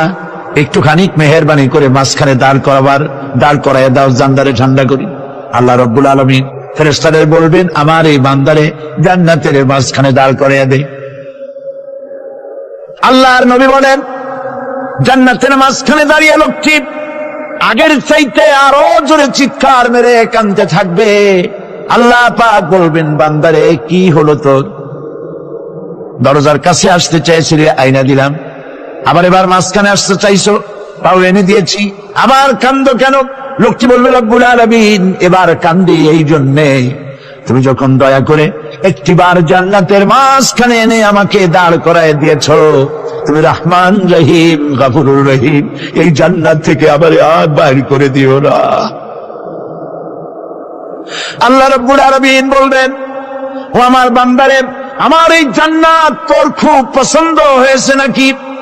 লোকটি বলবে, রব্বুল আলামিন, কলিজা ঠান্ডা হয়ে গেছে, ভাবতেও পারি না এই জান্নাত এত সুন্দর। আল্লাহ পাক বলবেন, বান্দারে, এরকম একটি নয়, দুইটা নয়, তোর জন্য আমি 10টা জান্নাত এইরকম রিজার্ভ করে রাখছি। সুবহানাল্লাহ, সুবহানাল্লাহ। আল্লাহ পাককে ভয় করে পৃথিবীর সমস্ত পাপ থেকে যারা নিজেকে রক্ষা করবে, আল্লাহ তাদের জন্য এই জান্নাত রেখে দিয়েছেন। সুবহানাল্লাহ। সে জান্নাতের রিসিপশন আপনারা আন্দাজ করতে পারবেন না। রিসিপশন কারে কয়? এর প্রধানমন্ত্রী আর প্রেসিডেন্ট, 4-5টা পুলিশ আর আর্মি এসে একটা ফট করে সেরুত মারলো, বাস শেষ হয়ে গেল, এরকম না। জান্নাতীদেরকে রিসিপশন দেওয়া হবে। জান্নাতীরা যখন আল্লাহর হুকুমের জান্নাতের দিকে যেতে লাগবে, আর যখন জান্নাতের কাছে চলে যাবে, আল্লাহ রাব্বুল আলামিন শোনায় দিচ্ছেন, হাত্তা ইযা জাউহা ফুতিহাত আবওয়াবুহা ওয়া ক্বালা লাহুম খাযানাতুহা সালামুন আলাইকুম তিবতুম ফাদখুলুহা খালিদিন। সুবহানাল্লাহ। জান্নাতীরা যখন জান্নাতে প্রবেশ করার দরজার মুখোমুখি হবে, তার রক্ষীগণ তখন বলবে, সালামুন আলাইকুম, আল্লাহর শান্তি তোমাদের উপরে বর্ষিত হোক। সুবহানাল্লাহ। দুনিয়ার টাটকা সুখগুলি 2 পা দিয়ে ঠেলে দিয়েছো, টাটকা সুখগুলি গ্রহণ করো নাই, হারাম খাও নাই, আল্লাহ দ্বীন কায়েমের জন্য রক্ত দিয়েছো, জীবন দিয়েছো, কষ্ট করেছো, আল্লাহকে ভয় করেছো। আমাদের সালাম গ্রহণ করো, জান্নাতের মধ্যে ঢুকে যাও চিরকালের জন্য। সুবহানাল্লাহ। আর বাইরে হওয়া লাগবে না, চিরকাল এই জান্নাতের মধ্যে তোমরা বসবাস করতে পারবে, আল্লাহ রাব্বুল আলামিনের ফেরেশতারা বলে দিবে। জান্নাতের মধ্যে আল্লাহ পাক হুরদের সঙ্গে জান্নাতীদের বিয়ের ব্যবস্থা করে দিবেন। কোরআনে কারিমে আল্লাহ পাক বলেন, মুত্তাকিইনা আলা সুরুদিন মাসফুফাতিন ওয়া যাওয়াজনাহুম বিহুরিন ঈন। সামনাসামনি ভাবে সাজানো সারি সারি আসন সমূহের উপর তারা ঠেস লাগায় বসে থাকবে, আর আল্লাহ রাব্বুল আলামিন হুরদের সাথে জান্নাতীদের বিয়ের ব্যবস্থা করে দিবেন। যেসব হুরের সঙ্গে বিয়ে হবে তাদের আল্লাহ পাক বিবরণ দিচ্ছেন, কি রকম হবে তারা। লাম ইয়াতমিসকুন্না ইনসুন ওয়ালা জান। এর পূর্বে জিন এবং ইনসান এদেরকে কেউ স্পর্শ করে নাই। কিরকম তারা? কাআন্নাহুন্নাল ইয়াকুত ওয়াল মারজান। যেমন ঝিনুকের ভিতরে মণিমুক্তা থাকে, এইভাবে আল্লাহ পাক তাদেরকে পবিত্র করে রেখে দিয়েছেন। আমার প্রিয় ভাইরা, আল্লাহ রাব্বুল আলামিন কোরআনে কারীমের ভিতরে বলেছেন, ফাবিআইয়ি আলা'i রাব্বিকুমা তুকাযযিবান। জান্নাত দান করে আল্লাহ পাক এবার জান্নাতীদেরকে সম্বোধন করে বলবেন, ইয়া ইবাদি লা খাউফুন আলাইকুমুল ইয়াওমা ওয়ালা আনতুম তাহজানুন। হে আমার বান্দারা, লা খাউফুন আলাইকুমুল ইয়াওম, আজ আর কোনো ভয় নাই। সুবহানাল্লাহ। সুবহানাল্লাহ। আজ আর কোনো ভয় নাই, কোনো চিন্তাও নাই, আরামে এই জান্নাতের মধ্যে বসবাস করো। এরপরে আল্লাহ পাক জিজ্ঞেস করবেন, ও আমার জান্নাতীরা, আমি যেসব ওয়াদা করছিলাম আমার ওয়াদা মোতাবেক সমস্ত নিয়ামত পেয়েছো? তারা বলবে হ্যাঁ পেয়েছি, সব নিয়ামত আপনার ওয়াদা মোতাবেক সব পেয়েছি। আল্লাহ রাব্বুল আলামিন বলবেন সব পাও নাই, ওয়ালাদাইনা মাজিদ, আমার কাছে আরো বেশি আছে। সুবহানাল্লাহ, আমার কাছে আরো বেশি আছে। জান্নাতীরা বুঝবে না সে আরো বেশিটা কি, এর থেকে আর বেশি কি। প্রিয় ভাই সব, নবী করিম সাল্লাল্লাহু আলাইহি ওয়াসাল্লাম বলেছেন, জান্নাতের সুখ আর শান্তি কোন চোখ নাই যা দেখেছে, যা কোন অন্তঃকরণ নাই যা কল্পনা করতে পেরেছে। এই জান্নাত মুত্তাকিদের জন্য আল্লাহ রাখছেন। সুবহানাল্লাহ। জান্নাতীরা ভাবতেও পারবে না সেই নিয়ামতগুলি কি। প্রিয় ভাই সব, সেই মুহূর্তে আল্লাহর নবী মুহাম্মদ রাসূলুল্লাহ সাল্লাল্লাহু আলাইহি ওয়াসাল্লাম বলবেন, রব্বুল আলামিন, আমার উম্মতেরা জান্নাতীরা বুঝতে পারে নাই আপনার কাছে কি নিয়ামত আরো বেশি আছে। আমার এই উম্মতেরা জান্নাতীরা আপনার ওয়াদা মোতাবেক সব পেয়েছে, কিন্তু একটি জিনিস এখনো তাদের কিসমতে হয় নাই। সে জিনিসটা হলো, যারা তার রবকে না দেখে শুধু কোরআন আর হাদিসের কথা শুনে আরবের ঘুম হারাম করে তাহাজ্জুদের নামাজ আদায় করেছিল, চোখের পানি ফেলেছিল, যারা জান্নাত দেখে নাই, জাহান্নাম দেখে নাই, আপনাকে ভয় করে যারা জীবন পরিচালনা করেছিল, যারা আপনাকে দেখে নাই, না দেখে শুধু কোরআন হাদিস বিশ্বাস করে যারা অকাতরে নিজেদের জীবন বিলায় দিয়েছিল, এই জান্নাতীরা এখন পর্যন্ত তার রবকে দেখতে পারে নাই। আল্লাহ রাব্বুল আলামিন তার সামনে থেকে 70,000 পর্দা সরে যাবে। আল্লাহ পাক বান্দাদের আরজি পুরা করার জন্য জান্নাতীদের সামনে তিনি জালোয়া ফরজ হবে। কোরআন শরীফের ভিতরে আল্লাহ পাক বলে, জান্নাতীরা তারা আল্লাহর দিকে, জান্নাতীরা তার রবের দিকে তাকিয়ে থাকবে, আর রব তার বান্দাদের দিকে তাকায়া থাকবে। প্রাণ ভরে জান্নাতীরা রবকে দেখবে। সুবহানাল্লাহ, আল্লাহ পাককে দেখবে। প্রাণ খুলে আজ দোয়া করি, রব্বুল আলামিন, জান্নাতের যেই পরিবেশে, যেই জায়গায় তুমি দয়া করে তোমার গোলামদেরকে তুমি নিজেই দর্শন দিবে, দেখা দিবে।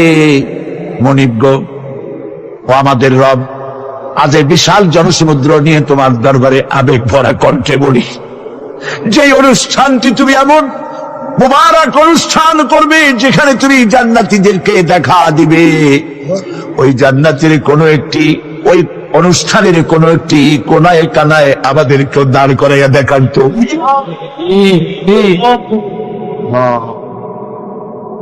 সব আল্লাহ রাব্বুল আলামিন মানুষের সামনে এত সব নিয়ামত রেখেছেন, এই জান্নাত দান করবেন। এরপরে আল্লাহ রাব্বুল আলামিন কোরআনে কারীমের মধ্যে বলেছেন, রব্বিস সামাওয়াতি ওয়াল আরদি ওয়া মা বাইনাহুমার রাহমান লা ইয়ামলিকুনা মিনহু খিতাবা। এই সব পুরস্কার রয়েছে তোমাদের সেই রবের পক্ষ থেকে যিনি আকাশ আর জমিনের মালিক। সুবহানাল্লাহ বলবেন না? যার সামনে কথা বলার ক্ষমতা কারো হবে না। এটি একটি মারাত্মক কথা। কিয়ামতের দিন আল্লাহর দরবারে কেউ কথা বলতে পারবে না আল্লাহর নির্দেশ ছাড়া।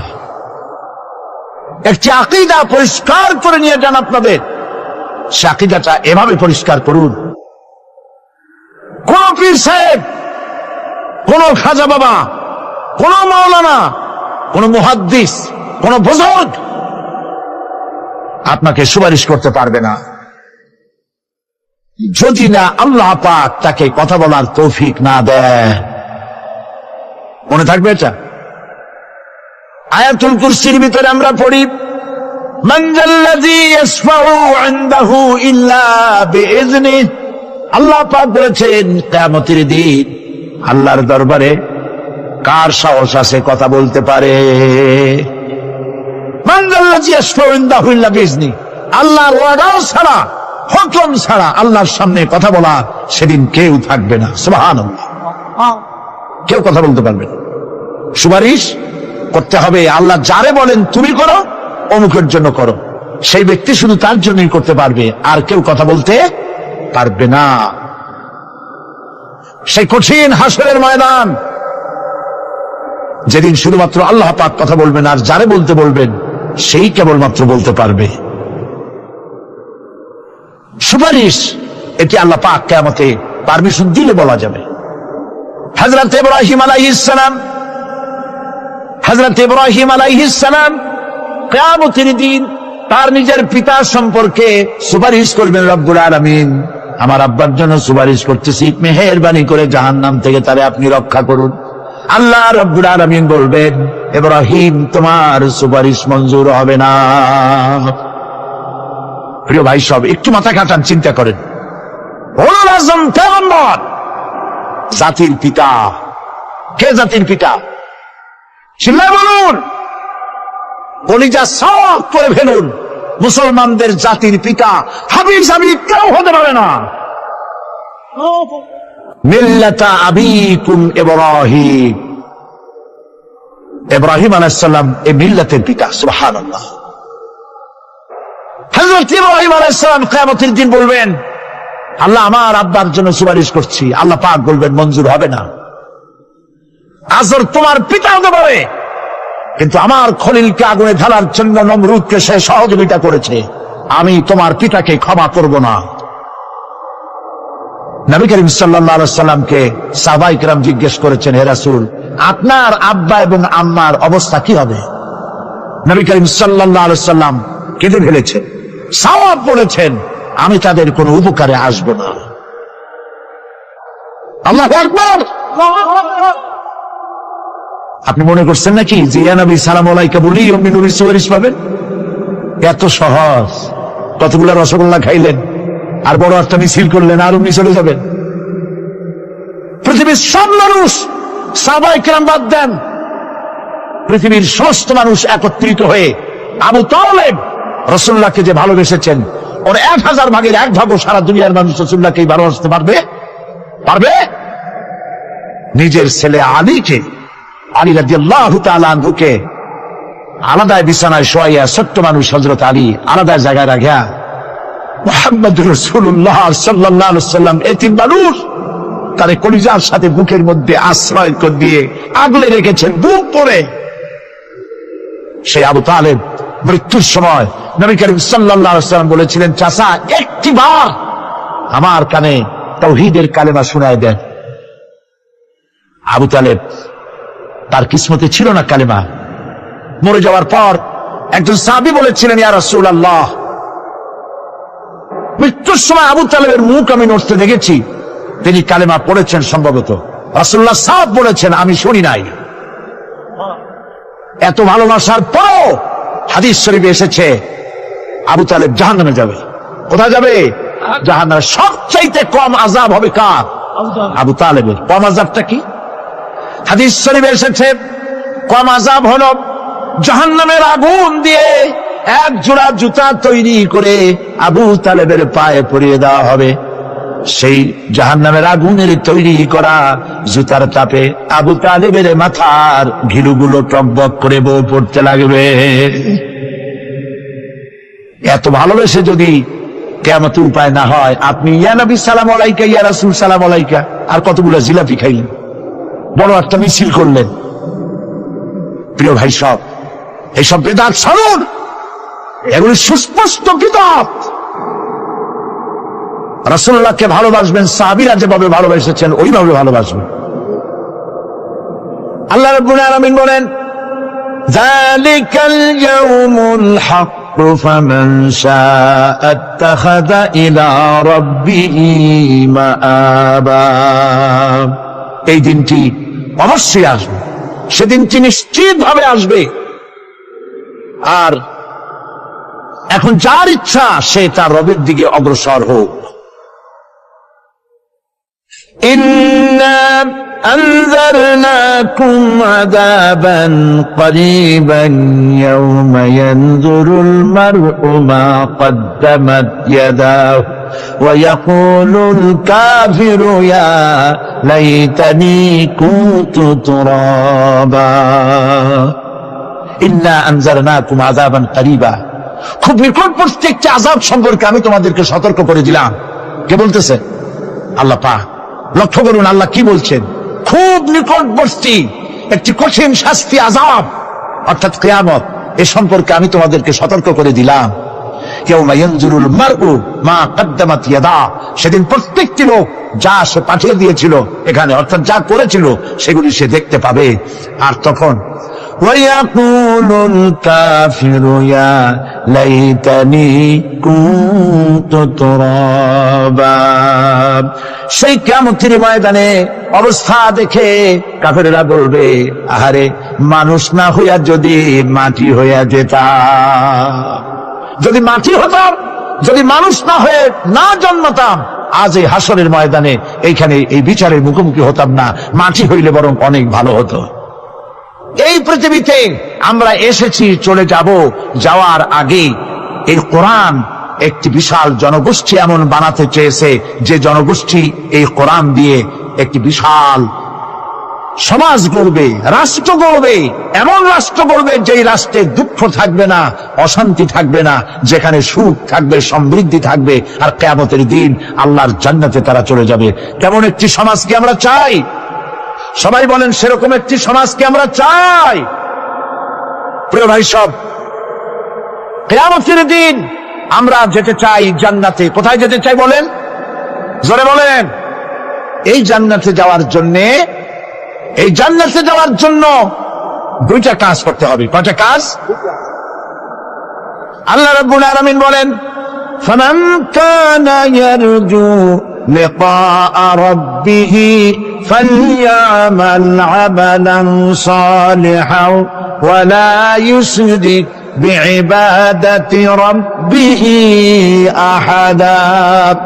আল্লাহ পাক বলেন, যে বাজারা আমার সঙ্গে দেখা করতে চায় কিয়ামতে, দুইটা কাজ করা লাগবে। বলেন কয়টা কাজ? একটা হলো নেক আমল। কি আমল বলেন? নেক আমল। নেক আমল কারে বলে?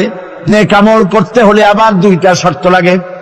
এক নম্বরে কাজটা করতে হবে আল্লাহরে খুশি করার জন্য। কারে খুশি করার জন্য?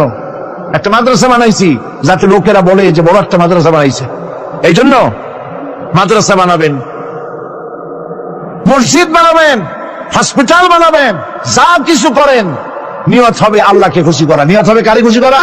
আল্লাহ পাককে খুশি করা। এই হলো নেক আমলের প্রথম শর্ত, কাজ হবে আল্লাহকে খুশি করার জন্য। দুই নম্বরে কাজটি হতে হবে সুন্নতে নববী সাল্লাল্লাহু আলাইহি ওয়াসাল্লামের উপরে। মনে থাকবে, দাড়ি রাখবো। কেন রাখবো?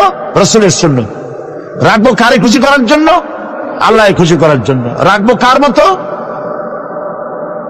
রবীন্দ্রনাথের মতো, কার্ল মার্কসের মতো, কবির মতো নয়। রাখতে হবে কার মতো? নবীর মতো। বুঝে নেন, কাজটা হতে হবে আল্লাহকে খুশি করার জন্য। দুই নম্বরে কাজটা হতে হবে সুন্নতে নববী সাল্লাল্লাহু আলাইহি ওয়াসাল্লামের উপরে হতে হবে। তাহলে এ হলো এক নম্বর। জান্নাতে যাওয়ার জন্য, আল্লাহর সাথে দেখা করার জন্য এক নম্বরের কাজ হলো নেক আমল। বলেন এক নম্বরের কাজ কি? দুই নম্বরের কাজ ولا يشرك بعبادة ربه أحدا। আল্লাহ রাব্বুল আলামিনের ইবাদতের সাথে কাউকে শরীক স্থাপন করা যাবে না। আমরা যারা মুসলমান, অধিকাংশ মুসলমান শিরকের ভিতরে মুবতলা হয়ে আছে। বিশ্বাস করেন কিনা বলেন? কাফেররা তো মুশরিক আছে, ওরা তো মুশরিক আছেই, কিন্তু আমরা মুসলমানেরা আমাদের আমলের মধ্যে আমাদের অজান্তে সবের নিয়তে অনেক শিরক আমরা করে বসি। নাউজুবিল্লাহ। বলেন নাউজুবিল্লাহ। এই জন্য আমি বারবার সতর্ক করি, নিজেকেও করি, আপনাদেরকেও করি। এই কারণে করি, শিরকের গুনাহ আল্লাহ মাফ করবেন না। ইন্না শিরকা লা যুলমুন আযীম। শিরক মস্ত অপরাধ, জুলম, আল্লাহ মাফ করবেন না। আল্লাহর কাছে কান্দে কান্দে মাপ চাওয়া লাগবে যে আল্লাহ শিরক থেকে আমাকে রক্ষা করো, বাঁচাও।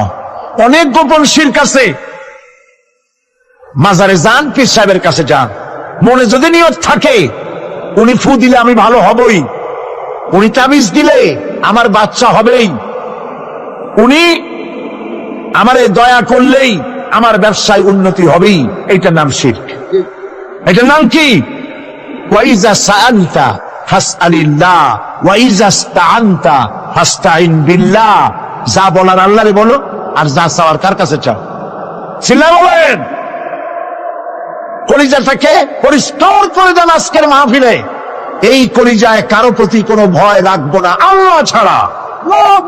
ভয় করবো কারে বলেন? মহব্বত আল্লাহ ছাড়া, এত বেশি মহব্বত আর কাউকে করবো না। আল্লাহ তাআলা আমাদের কলিজায় তোমার ভয় এবং মহব্বত দিয়া ভরে দাও, রাসূলের মহব্বত দিয়ে আমাদের দিলকে ভরে দাও। বিশ্বাস করুন ভাই সাহেব, কোরআন শরীফ আমার সামনে, বিশ্বাস করুন, দেশি পীর বিদেশি পীর, খাজা বাবা দেশি এবং বিদেশি, কেউ আপনার ভাগ্য বদলাই দিতে পারবে না। এর পিছনে দৌড়ায় দৌড়ায় কোনো লাভ নয়। এতক্ষণ মসজিদের ভেতরে বসে আল্লাহর কাছে কাঁদেন।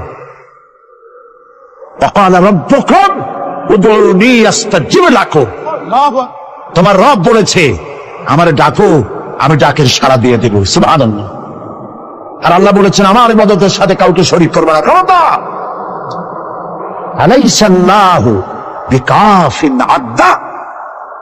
আল্লাহ প্রশ্ন করছেন, আলাইসাল্লাহু বিকাফিন আব্দা, আমি কি আমার বান্দার জন্য যথেষ্ট নই? চিল্লায় বলুন অবশ্যই যথেষ্ট। আবার বলেন অবশ্যই যথেষ্ট। কলিজা সাফ করে ফেলেন। সম্রাট শাহজাহান, দিল্লির সম্রাট, হাবিজাবি সম্রাট না, দিল্লির সম্রাট, এখন কোথায়? কবরে।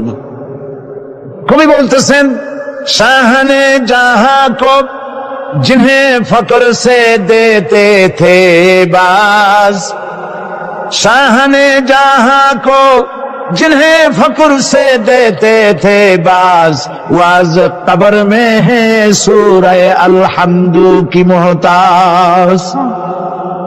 সারা ভারতবর্ষ যারা ট্যাক্স দিয়ে নিজেকে সৌভাগ্যবান বলে মনে করত, সে আজ কবরের মধ্যে ভিক্ষুকের মতো সূরা আলহামদুর মতো একটি সূরার মোহতাজ হয়ে ভিক্ষুকের মতো শুয়ে আছে।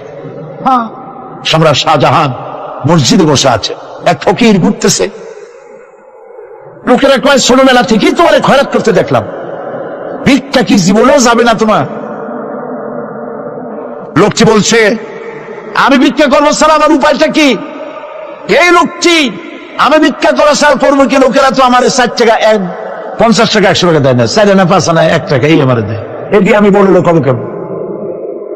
লোকটি বলছে, আচ্ছা দেখো, তুমি তো জায়গা মতো যাইতে পারো নাই, বাদশার কাছে যাও, এমন দেওয়া দেবে জীবনে আর খয়রাত করা লাগবে না। তো বাদশার কাছে কি খয়রাতি যাইতে পারে কোনোদিন? হ্যাঁ, এখন পারবা। কেমনে? সম্রাট শাহজাহান এখন একা একা মসজিদে আছেন। তখনকার এসব বাদশারা অনেকে নামাজি ছিলেন, দিনদার ছিলেন। ফকির দরজার কাছে দাঁড়াইয়া দেখতে পাচ্ছে কেউ নাই, দেহরক্ষীরা দূরে দূরে দাঁড়ানো। বাদশাহ মসজিদের ভেতরে বসে হাত তুলে ঝুলতেছে আর কাঁদতেছে, চোখের পানি দিয়ে দাঁড়িয়ে ভিজে ভিজে পড়ছে। এই দৃশ্য অনেকক্ষণ দেখলো ফকির। কিছুক্ষণ পর সম্রাট শাহজাহান মসজিদ থেকে বেরিয়ে আসছে। ফকির বলছে, আসসালামু আলাইকুম হুজুর। তিনি বললেন, ওয়ালাইকুম আসসালাম। চলে গেল। বাদশা বলল, আমার কাছে তো কেউ আইসা কিছু না চাইয়া তো যায় না, এরা দেখলাম খয়রাতির মতো কিছু চাইলো না, বেটা ভয় করলো নাকি? আমি আজকে আসো। আসছে। ভয় পাইছো? না, ভয় পাইনি। তো কিছু যে চাইলে না? ফকির বলছে, জাহাপানা, সত্যি কিছু চাইতে আসছিলাম, তারপর চাইলে না কেন? ফকির বলছে, জাহাপানা, সারা জীবন ভিক্ষা করেছি, আর আজ দিল্লির সম্রাটের কাছে বেশি পাওয়ার লোভে এসেছি না, কিন্তু আপনার দশা দেখা আমার জ্ঞানের চোখ খুলে গেছে। আমি লক্ষ্য করে দেখলাম, আমি সম্রাটের কাছে চাইতে এসেছি, হাত তুলি নাই, বিনয় প্রকাশ করি নাই, চোখের পানি ফেলি নাই, কিন্তু লক্ষ্য করে দেখলাম দিল্লির সম্রাট আমার চাইতেও বড় ভিক্ষুকের মতো। আবার কোন সম্রাটের কাছে হাত তুলে কান্দে? আমার জ্ঞানের চোখ খুলে গিয়েছে, আমি বুঝতে পেরেছি সম্রাট কান্দে, যেই সম্রাটের কাছে তারে ছাড়া আর কারো কাছে জীবনে চাইব না। এই কথাই সূরা ফাতিহায় প্রত্যেকদিন পড়ি, বুঝি না কি পড়ি। ইয়াকা না'বুদু ওয়া ইয়াকা নাস্তাঈন। আয় আল্লাহ, একমাত্র তোমার গোলামি করি আর তোমার কাছে সাহায্য চাই, তুমি ছাড়া কারো কাছে সাহায্য চাই না। পরিচয় সাফ করুন। কোন মরা পীর, কোন জিন্দা পীর আপনার মনের আশা পুরা করতে পারবে না, পারবে না, পারবে না। ওয়াসি সেদিন শপথ নিয়েছিলেন রব্বুল আলামিন, আমি জাহালাতের কারণে যেই বল্লম দিয়ে ইসলামের একজন শ্রেষ্ঠ সন্তানকে আমি শহীদ করে ফেলেছিলাম, আমি বুঝতে পারি নাই ওই বল্লমটা আমি হেফাজতে রেখে দিয়েছি। তুমি আমার এই দোয়া মঞ্জুর করো, আমি যেন এই বল্লম দিয়ে এই পৃথিবীর নিকৃষ্ট ইসলামের কোন দুশ্মনকে যেন আমি শেষ করে দিতে পারি। আল্লাহ পাক দোয়া তার মঞ্জুর করে নিলেন। মুসাইলামা কাযযাবের বিরুদ্ধে হযরত আবু বকর সিদ্দিক রাদিয়াল্লাহু তাআলা আনহু যে বাহিনী পাঠালেন, হযরত ওয়াসি সেই বাহিনীর মধ্যে ছিলেন। আর তিনি সেই বল্লমটা দিয়া, যে বল্লম দিয়ে তিনি হযরত হামজাকে শহীদ করেছিলেন, সেই বল্লমটা দিয়েই ইসলামের নিকৃষ্ট শত্রু মুসাইলামা কাযযাবকে দুনিয়া থেকে তিনি বিদায় করে দিলেন। দাউদ আলাইহিস সালামকে আল্লাহ রাব্বুল আলামিন এমন মুজিজা দিলেন, তিনি যখন লোহা মুঠো করে ধরতেন হাতের ভিতরে, লোহা পানি হয়ে হাতের ফাঁকের মধ্য দিয়া তা পড়ে যেত পানি হয়ে। এভাবে মুজিজা তাকে দেওয়া হলো। সুলাইমান আলাইহিস সালামের মুজিজা ছিল তক্তার উপরে বসতেন, ইঞ্জিন লাগতো না, মেশিন লাগতো না, বিনা ইঞ্জিনে বিনা মেশিনে তক্তা হাওয়ার উপরে উড়ে সারা পৃথিবী ঘুরে আসতেন। ঈসা আলাইহিস সালামের মুজিজা ছিল জন্মন্দের চোখের উপরে হাত বুলিয়ে দিতেন, সঙ্গে সঙ্গে চোখ তার ভালো হয়ে যেত। আবার কুষ্ঠ ব্যাধিগ্রস্ত লোকের গায়ে হাত বুলিয়ে দিলে তার শরীর ভালো হয়ে যেত। এটা ছিল তার মুজিজা। রাসূল পাক সাল্লাল্লাহু আলাইহি ওয়াসাল্লামের সময় মুজিজা, তার সময় প্রভাব ছিল সাহিত্যের, সাহিত্য আর কবিত্বের এত বেশি প্রভাব বিস্তার হলো, তারা কবিতা লিখে লিখে রচনা করে করে কাবা শরীফে লাগাই দিত। পারলে এই কবিতার সাথে মোকাবেলা করো এই চ্যালেঞ্জের। আল্লাহ রাব্বুল আলামিন সেই সময় কোরআনে কারীমকে অবতীর্ণ করে দিলেন। কোরআনে কারীম দুনিয়ার সমস্ত সাহিত্য আর কবিত্বের সমস্ত মানকে ছাড়িয়ে চলে গেছে এমন এক পর্যায়ে, কিয়ামত পর্যন্ত কোরআনের সাহিত্যের ভাবধারা এর মানকে উতরে যেতে পারবে এমন সাহিত্যের জন্ম আজও হয় নাই, ভবিষ্যতেও হবে না। এটা হলো রাসূল পাক সাল্লাল্লাহু আলাইহি ওয়াসাল্লামের মুজিজা। সাহাবায়ে কেরামদের সঙ্গে রোমকদের লড়াই হতেছে, রোমক সৈন্যরা যুদ্ধে জিততে পারতেছে না কিছুতেই। এরপরে তারা গোয়েন্দা বিভাগের লোক পাঠায় দিল, এদের সঙ্গে জিততে পারি না কেন, একটু খুঁজে দেখে আসো রাত্রে এরা করেটা কি। গোয়েন্দা বিভাগের লোক সারা রাত ঘুরে ঘুরে তারপরে এসে রিপোর্ট করলো। এরপরে এসে তাদের প্রধানের কাছে রিপোর্ট করলো, আমরা যার কাছে গিয়েছিলাম দেখে এলাম হুম বিল্লাইলি রাহবানুন ওয়া বিন্নাহারি ফুরসানুন।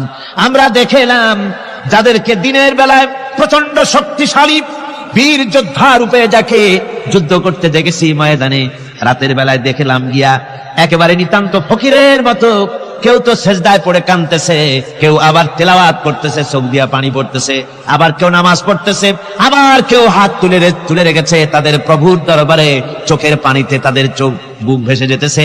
সারাটা রাত তেলাওয়াত আর সেজদা আর নামাজের মধ্যে তারা এভাবে কাটিয়ে দিয়েছে। সেনাপতি এই রিপোর্ট শোনার পরে বললেন, ও গোয়েন্দা বিভাগের লোকেরা, আমার রোমক সৈন্যরা শোনো, যে জাতির নৈতিক মান এত উচ্চে, ওই জাতির সঙ্গে যুদ্ধ করা মানে আমাদের আত্মহত্যা করার শামিল। এদের সাথে কিছুতেই আমাদের পক্ষে পারা সম্ভব না। হ্যাঁ, এদের সাথে পারা যাবে যদি এই সম্পর্ক নষ্ট করে দেওয়া যায়। আল্লাহর সাথে তাদের এই গভীর সম্পর্ক যেটা আছে, এই সম্পর্ক নষ্ট করে দিতে হবে, তাহলেই কেবলমাত্র সম্ভব হবে। এদের নৈতিক চরিত্র ধ্বংস করার জন্য প্রচেষ্টা চালাও, তাহলে হয়তো আমরা কামিয়াব হতে পারব। আমার বন্ধুগণ, সামান্য স্যান্ডেলের ফিতা গাছা যদি ছেড়ে যায়, মানুষের কাছে চাইও না, আল্লাহ রব্বুল আলামিনের দরবারে হাত পাতো। রব্বুল আলামিন তোমার স্যান্ডেল কেনার পয়সা জুগিয়ে দেবেন। জোরে বলেন সুবহানাল্লাহ। যা দরকার তার কাছেই চাও, হাত তার কাছেই পাতো। ওই যে সম্রাট শাহজাহানের কথা আমি আপনাদেরকে শুনাই, ফকির একটা ঘুরতেছে সারাদিন। এক লোক বলছে যে আপনি এত হে ফকির, তুমি এরকম করে ঘুরছো সারা জীবন, বুড়া হয়ে গেছো খয়রাত করতে করতে, ছোটবেলা থেকে তোমার ভিক্ষা করতে দেখি, আর কতকাল ভিক্ষা করবে? করবোটা কি? বাচ্চার কাছে দিতে পারবে? বাচ্চার কাছে গেলে এমন ভাবে দিবে, অনেক দিবে, নিয়ে কুড়াইতে পারবা, তোমার আর জীবনে ভিক্ষা করা লাগবে। ফকির চলে গিয়েছে, কোথায় পাবো বাচ্চারে? দেখো মসজিদে পাবা। এখন তিনি নামাজ চলে গিয়েছে সেখানে, মসজিদের বারান্দায় দাঁড়ায় দেখে সম্রাট শাহজাহান হাত পেতে মোনাজাত করতেছেন, চোখের থেকে পানি পড়ে দাড়ি ভিজে ভিজে পড়ছে। মোনাজাত শেষ করে বাদশা যখন বাইরে নেমেছেন, তখন ফকির তাকে সালাম দিয়ে চলে যাবে। বাদশা বলছেন, তুমি আমাকে সালাম দিয়ে চলে যাচ্ছ, তুমি তো ভিক্ষুক, আমার কাছে তো সমস্ত ভিক্ষুকই আমার কাছে চায়, ভিক্ষুক তো ভালো, ধনীরাও আমার কাছে চায়, তুমি ভিক্ষুক মানুষ, আমার কাছে তুমি চাই না, সালাম দিয়ে চলে যাও। ফকির বলতেছেন, চা পানা সত্যি কিছু চাইতে এসেছিলাম, কিন্তু আমি আপনাকে দেখার পরে আমার চিন্তার পরিবর্তন হয়ে গেছে। আমি তাকিয়ে তাকিয়ে দেখলাম মসজিদের ভেতরে আমি চাইতে এসেছি দিল্লির সম্রাট শাহজাহানের কাছে, যেই সম্রাট, দিল্লির সম্রাট যার কাছে আমি চাইতে এসেছি, আমি তো দাঁড়ায় আছি, কান্দি না, কিন্তু আমি দেখতেছি যার কাছে আমি চাইতে এসেছি তিনি যেন আবার কোন সম্রাটের কাছে আমার চাইতেও দারুণ ভিক্ষুকের মতো হয়ে চোখের পানি ফেলে ভিক্ষা চাইতেছে। মনে মনে ভাবলাম, মানুষের কাছে ভিক্ষা চাইবো না কোনদিন আর। বাদশা কান্দে, যেই বাদশার কাছে ওই সম্রাটের সম্রাট রাজা ধীরাজ আল্লাহর কাছে ছাড়া কারো কাছে জীবনে আর হাত পাতবো না। হযরত আবু হুরায়রা রাদিয়াল্লাহু তাআলা আনহু একবার রাসূল করিম সাল্লাল্লাহু আলাইহি ওয়াসাল্লামের দরবারে কাঁদতেছিলেন। হুজুর জিজ্ঞেস করলেন, আবু হুরায়রা তুমি কাঁদো কেন? হুজুর, হযরত আবু হুরায়রা বলেন, হুজুর আমার মা আমাকে মেরেছে, আমি সেই জন্য কাঁদতেছি। হুজুর বলেন, মা তোমাকে মারলো কেন? কোনো বেয়াদবি করেছো নাকি?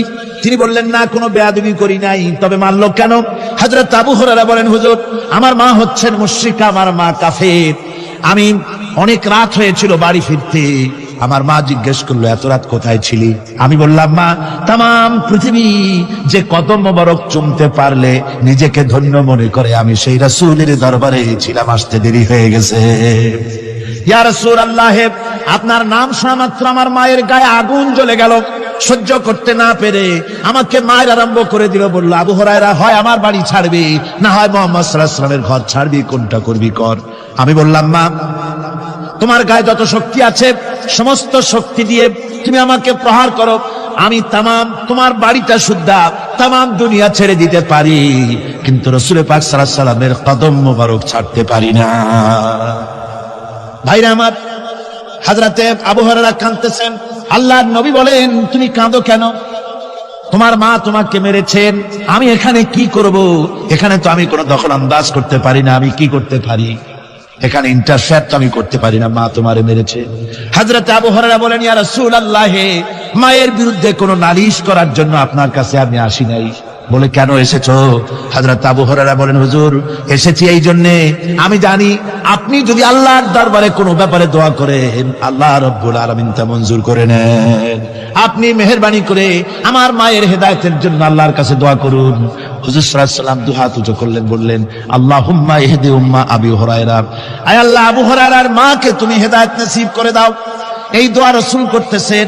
হুজুরকে দোয়ার মধ্যে ফেলে রেখে আবু হুরায়রা দৌড় আরম্ভ করেছে বাড়ির দিকে। পেছন থেকে কয়েকজন সাহাবী তারা দৌড়ে গেল। আবু হুরায়রা দৌড়ায় কেন? এত ভদ্র মানুষ, কোন সময় কারোর সাথে রাগারাগি করে না, দৌড়ায় কেন? নিশ্চয়ই কোনো বিপদ বুঝি হয়ে গিয়েছে, পিছন থেকে জামা টেনে ধরেছে। কি হয়েছে, দৌড়াও কেন? হযরত আবু হুরায়রা বলেন, আমার জামা ছেড়ে দাও, আমাকে দৌড়াতে দাও, আমি দৌড়াইয়া বাড়ি পৌঁছে গিয়ে দেখতে চাই আমি আগে দৌড়ে বাড়িতে গেলাম না নবীজির দোয়া আমার আগে আমার বাড়ি পৌঁছে গেল, কোনটা হলো আমি সেটা দেখতে চাই। হযরত আবু হুরায়রা দৌড়াতে দৌড়াতে ঘরের কাছে গিয়ে নক করেছে। ভিতর থেকে আওয়াজ এলো, কে? কিছুক্ষণ পর মা আমার বেরোলেন, মাথার চুল দিয়া পানি পড়তেছে, বুড়া মানুষ। মা আমার কাছে এসে বলল, বাবা তোমাকে মারার পর আমি বড় অনুতপ্ত হয়েছি, মনে মনে অনুশোচনা করেছি, আরে আমার ছেলে তো কোনো খারাপ জায়গায় যায় নাই, কোনো খারাপ মানুষের কাছে যায় নাই, মারলাম কেন? বড় অনুতপ্ত হয়ে গেছি আমি। এই অনুশোচনা করে আমি এই মাত্র গোসল করেছি, আমাকে নিয়ে চলো তুমি বিশ্ব নবী রাসূলুল্লাহর দরবারে। আমার ভাইরা, রাসূল পাক সাল্লাল্লাহু আলাইহি ওয়াসাল্লাম আল্লাহর নবী এমন এক মহান সত্তা ছিলেন যে তিনি দোয়া আল্লাহর দরবারে হাত উঁচু করতে দেরি আছে, কিন্তু দোয়া কবুল হতে দেরি নাই। কুতুবে সুবহানী শেখ মহিউদ্দিন আব্দুল কাদের জিলানী রাহমাতুল্লাহ আলাইহি তিনি বলেছেন, মুনাজাত করতে গিয়ে আবেগে বলেছেন, রব্বুল আলামিন, তুমি যদি দয়া করে আমাকে জান্নাত দাও, আর তোমাকে যদি আমি না পাই, তুমি যদি আমার সঙ্গে দেখা না করো, আমারে যদি কথা না বলো, তাহলে এই জান্নাত আমার কোনো লাভ নাই। আর আমাকে যদি জাহান্নামও দিয়ে দাও, আর মাঝে মধ্যে তুমি যদি জিজ্ঞাসা করো মহিউদ্দিন কেমন আছো, তাহলে এই জাহান্নাম আমার জন্য বেহেশত হয়ে যাবে। আয় আল্লাহ, আমি শুধু তোমারই চাই। আল্লাহর নবী বললেন, মহিলা তুমি অপরাধ করেছো, কিন্তু তোমার গর্ভস্থিত সন্তান তো কোনো অপরাধ করে নাই, সুতরাং তোমার উপরে শরীয়তের হদ জারি করা যাবে না, ডেলিভারি হোক, তারপরে বিচার হবে। মহিলা চলে গেল আফসোস করতে করতে যে আমার বিচার হলো না, যদি এর মধ্যে আমি মরে যাই তাহলে জেনা করেছি, দুনিয়ার শাস্তি তো সহজ, পাথর মেরে পুড়িয়ে দেবে, সঙ্গে সার করবে, এটা তো সহজ, কিন্তু কিয়ামতের ওই কঠিন জাহান্নামের আগুনে জ্বলতে পারবো না। মহিলাটি সন্তান ডেলিভারির পরে মহিলা চলে এসেছে রাসূলের কাছে, হুজুর এই সে আমার বাচ্চা ডেলিভারি হয়েছে, আপনি মেহেরবানি করে আমার উপরে হদ জারি করেন, শাস্তি দেন। আল্লাহর নবী বলেন, মহিলা তুমি অপরাধ করেছো, কিন্তু তোমার সন্তানের হক আছে, তোমার বুকের দুধ 2.5 বছর পর্যন্ত সে পান করবে, আমি তার হক নষ্ট করতে পারি না। মহিলা আবার চলে গেল কাঁদতে কাঁদতে, যদি এর মধ্যে মরে যায়, 2.5 বছরে যেতে পারে নাই, তার আগেই মহিলা ওই বাচ্চাটাকে কোলে নিয়ে হাতে একটা রুটি দিয়া হুজুরের কাছে আসছে, কত পেরেশানি দেখেন। মহিলা এসে বলেন, ইয়া রাসূলুল্লাহ, আমার এই বাচ্চা এখন দুধ ছেড়ে দিয়েছে, সে রুটি খাইতে পারে, হুজুর আর দেরি করবেন না, এই শাস্তি না নিয়ে যদি মরে যাই, জাহান্নামের কঠিন আযাব আমি ভোগ করতে পারবো না। আল্লাহর নবী ওই মহিলাকে অর্ডার দিয়া দিলেন, একে বুক পর্যন্ত মাটির মধ্যে গেড়ে দিয়া চতুর্দিক থেকে পাথর নিক্ষেপ করো। মহিলাকে নিয়ে বাচ্চাকে বুক পর্যন্ত মাটির ভিতরে গেড়ে দিয়া চতুর্দিক থেকে যখন পাথর নিক্ষেপ করা হচ্ছিল, রক্ত ছিটে এসে একজন সাহাবীর গায়ে পড়ায়, সাহাবী মহিলাকে ভৎসনা করলেন। আল্লাহর নবী বললেন, শুনতে পেরে নবীজি বললেন, ও সাহাবী ভৎসনা করো না, বরং এই মহিলার তওবা আল্লাহ রাব্বুল আলামিন এমন ভাবে কবুল করেছেন, যদি সে তওবা দুনিয়ার সব মানুষকে ভাগ করে দেওয়া যায়, তাহলে সমানভাবে ভাগ করে দেওয়া যাবে। 60,000 সৈন্য তাদের অশ্ব নিয়ে, তাদের উষ্ট্র নিয়ে, তাদের মালপত্র নিয়ে, জিহাদের সামান নিয়ে শ্রাবণের খরস্রোতা নদী, উত্তাল তরঙ্গমালায় ভরা নদীর উপর থেকে এই সাহাবীরা পাড়ি দিয়ে ওপার চলে গেলেন। ওপার যাওয়ার পরে হযরতে সাদ বলছেন, তোমাদের কেউ কি হারায় গেছে নাকি? সবাই এদিক ওদিক তাকায়, খোঁজ করে বলল, মানুষ তো দূরের কথা, একটা উট আর ঘোড়াও একটাও হারায় যায় নাই।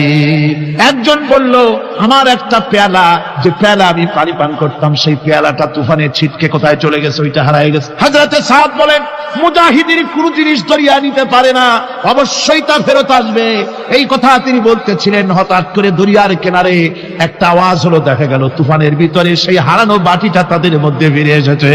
আল্লাহু আকবার! মুজাহিদদেরকে সাহায্য করেন স্বয়ং আল্লাহ রাব্বুল আলামিন। আপনি কার? জঙ্গলের কাছে, ভিন্ন ইতিহাস, জঙ্গলের কাছেই মুসলমানদেরকে থাকতে দেওয়া হয়েছে। মনে করা হয়েছিল জঙ্গলের সমস্ত হিংস্র প্রাণীরা এই মুসলমানদের শেষ করে দেবে, যুদ্ধ করা লাগবে না। হযরতে সাদ সে অবস্থা বুঝতে পারলেন, তিনি একটা মঞ্চ তৈরি করলেন। সেই মঞ্চের উপরে দাঁড়ায় জঙ্গলের প্রাণীদের দিকে লক্ষ্য করে তিনি নোটিশ জারি করে দিলেন, বললেন, ইয়া আইয়াতুহাল হাশারাতু ওয়াস-সিবাউ নাহনু আসহাবু রাসূলুল্লাহ সাল্লাল্লাহু আলাইহি ওয়াসাল্লাম। হে জঙ্গলের হিংস্র প্রাণীরা, আমরা আল্লাহর রাসূলের সাহাবী, ফাইন্না নাজিলুনা ফামান ওয়াজাদনা বাদাহু কাতালনাহু। আমরা রাসূলের সাহাবী, এইখানে আল্লাহর দ্বীনকে কায়েম করার জন্য আমরা এসেছি, আল্লাহর কলেমার আওয়াজ নিয়ে আমরা এখানে রাত কাটাবো। সুতরাং এই জঙ্গলের ভিতরে হিংস্র প্রাণী যত আছো, সব আমাদের এই জায়গা ছেড়ে অন্যত্র চলে যাও। আফ্রিকার জঙ্গলি মানুষেরা চিন্তা করলো, মানুষের কথা কি জঙ্গলি প্রাণীতে শোনে নাকি, পাগলে কয় কি? তারা তাকায় তাকায় দেখলো, হযরতে সাদের এই ঘোষণার পরে বাঘের কাতারে বাঘ, সিংহের কাতারে সিংহ, সাপের কাতারে সাপ, যার যার ডিম আর বাচ্চাগুলি মুখে কামড়ায়া সাহাবীদের এলাকা ছেড়ে দিয়ে তারা অন্যত্র চলে গেল।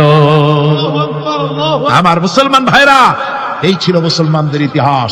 দ্বীন প্রতিষ্ঠা করার কাজে মুসলমান এগোলে আল্লাহই মদদ। মোনাজাতের জন্য দাঁড়ানো ভাইরা সব বসে পড়ে।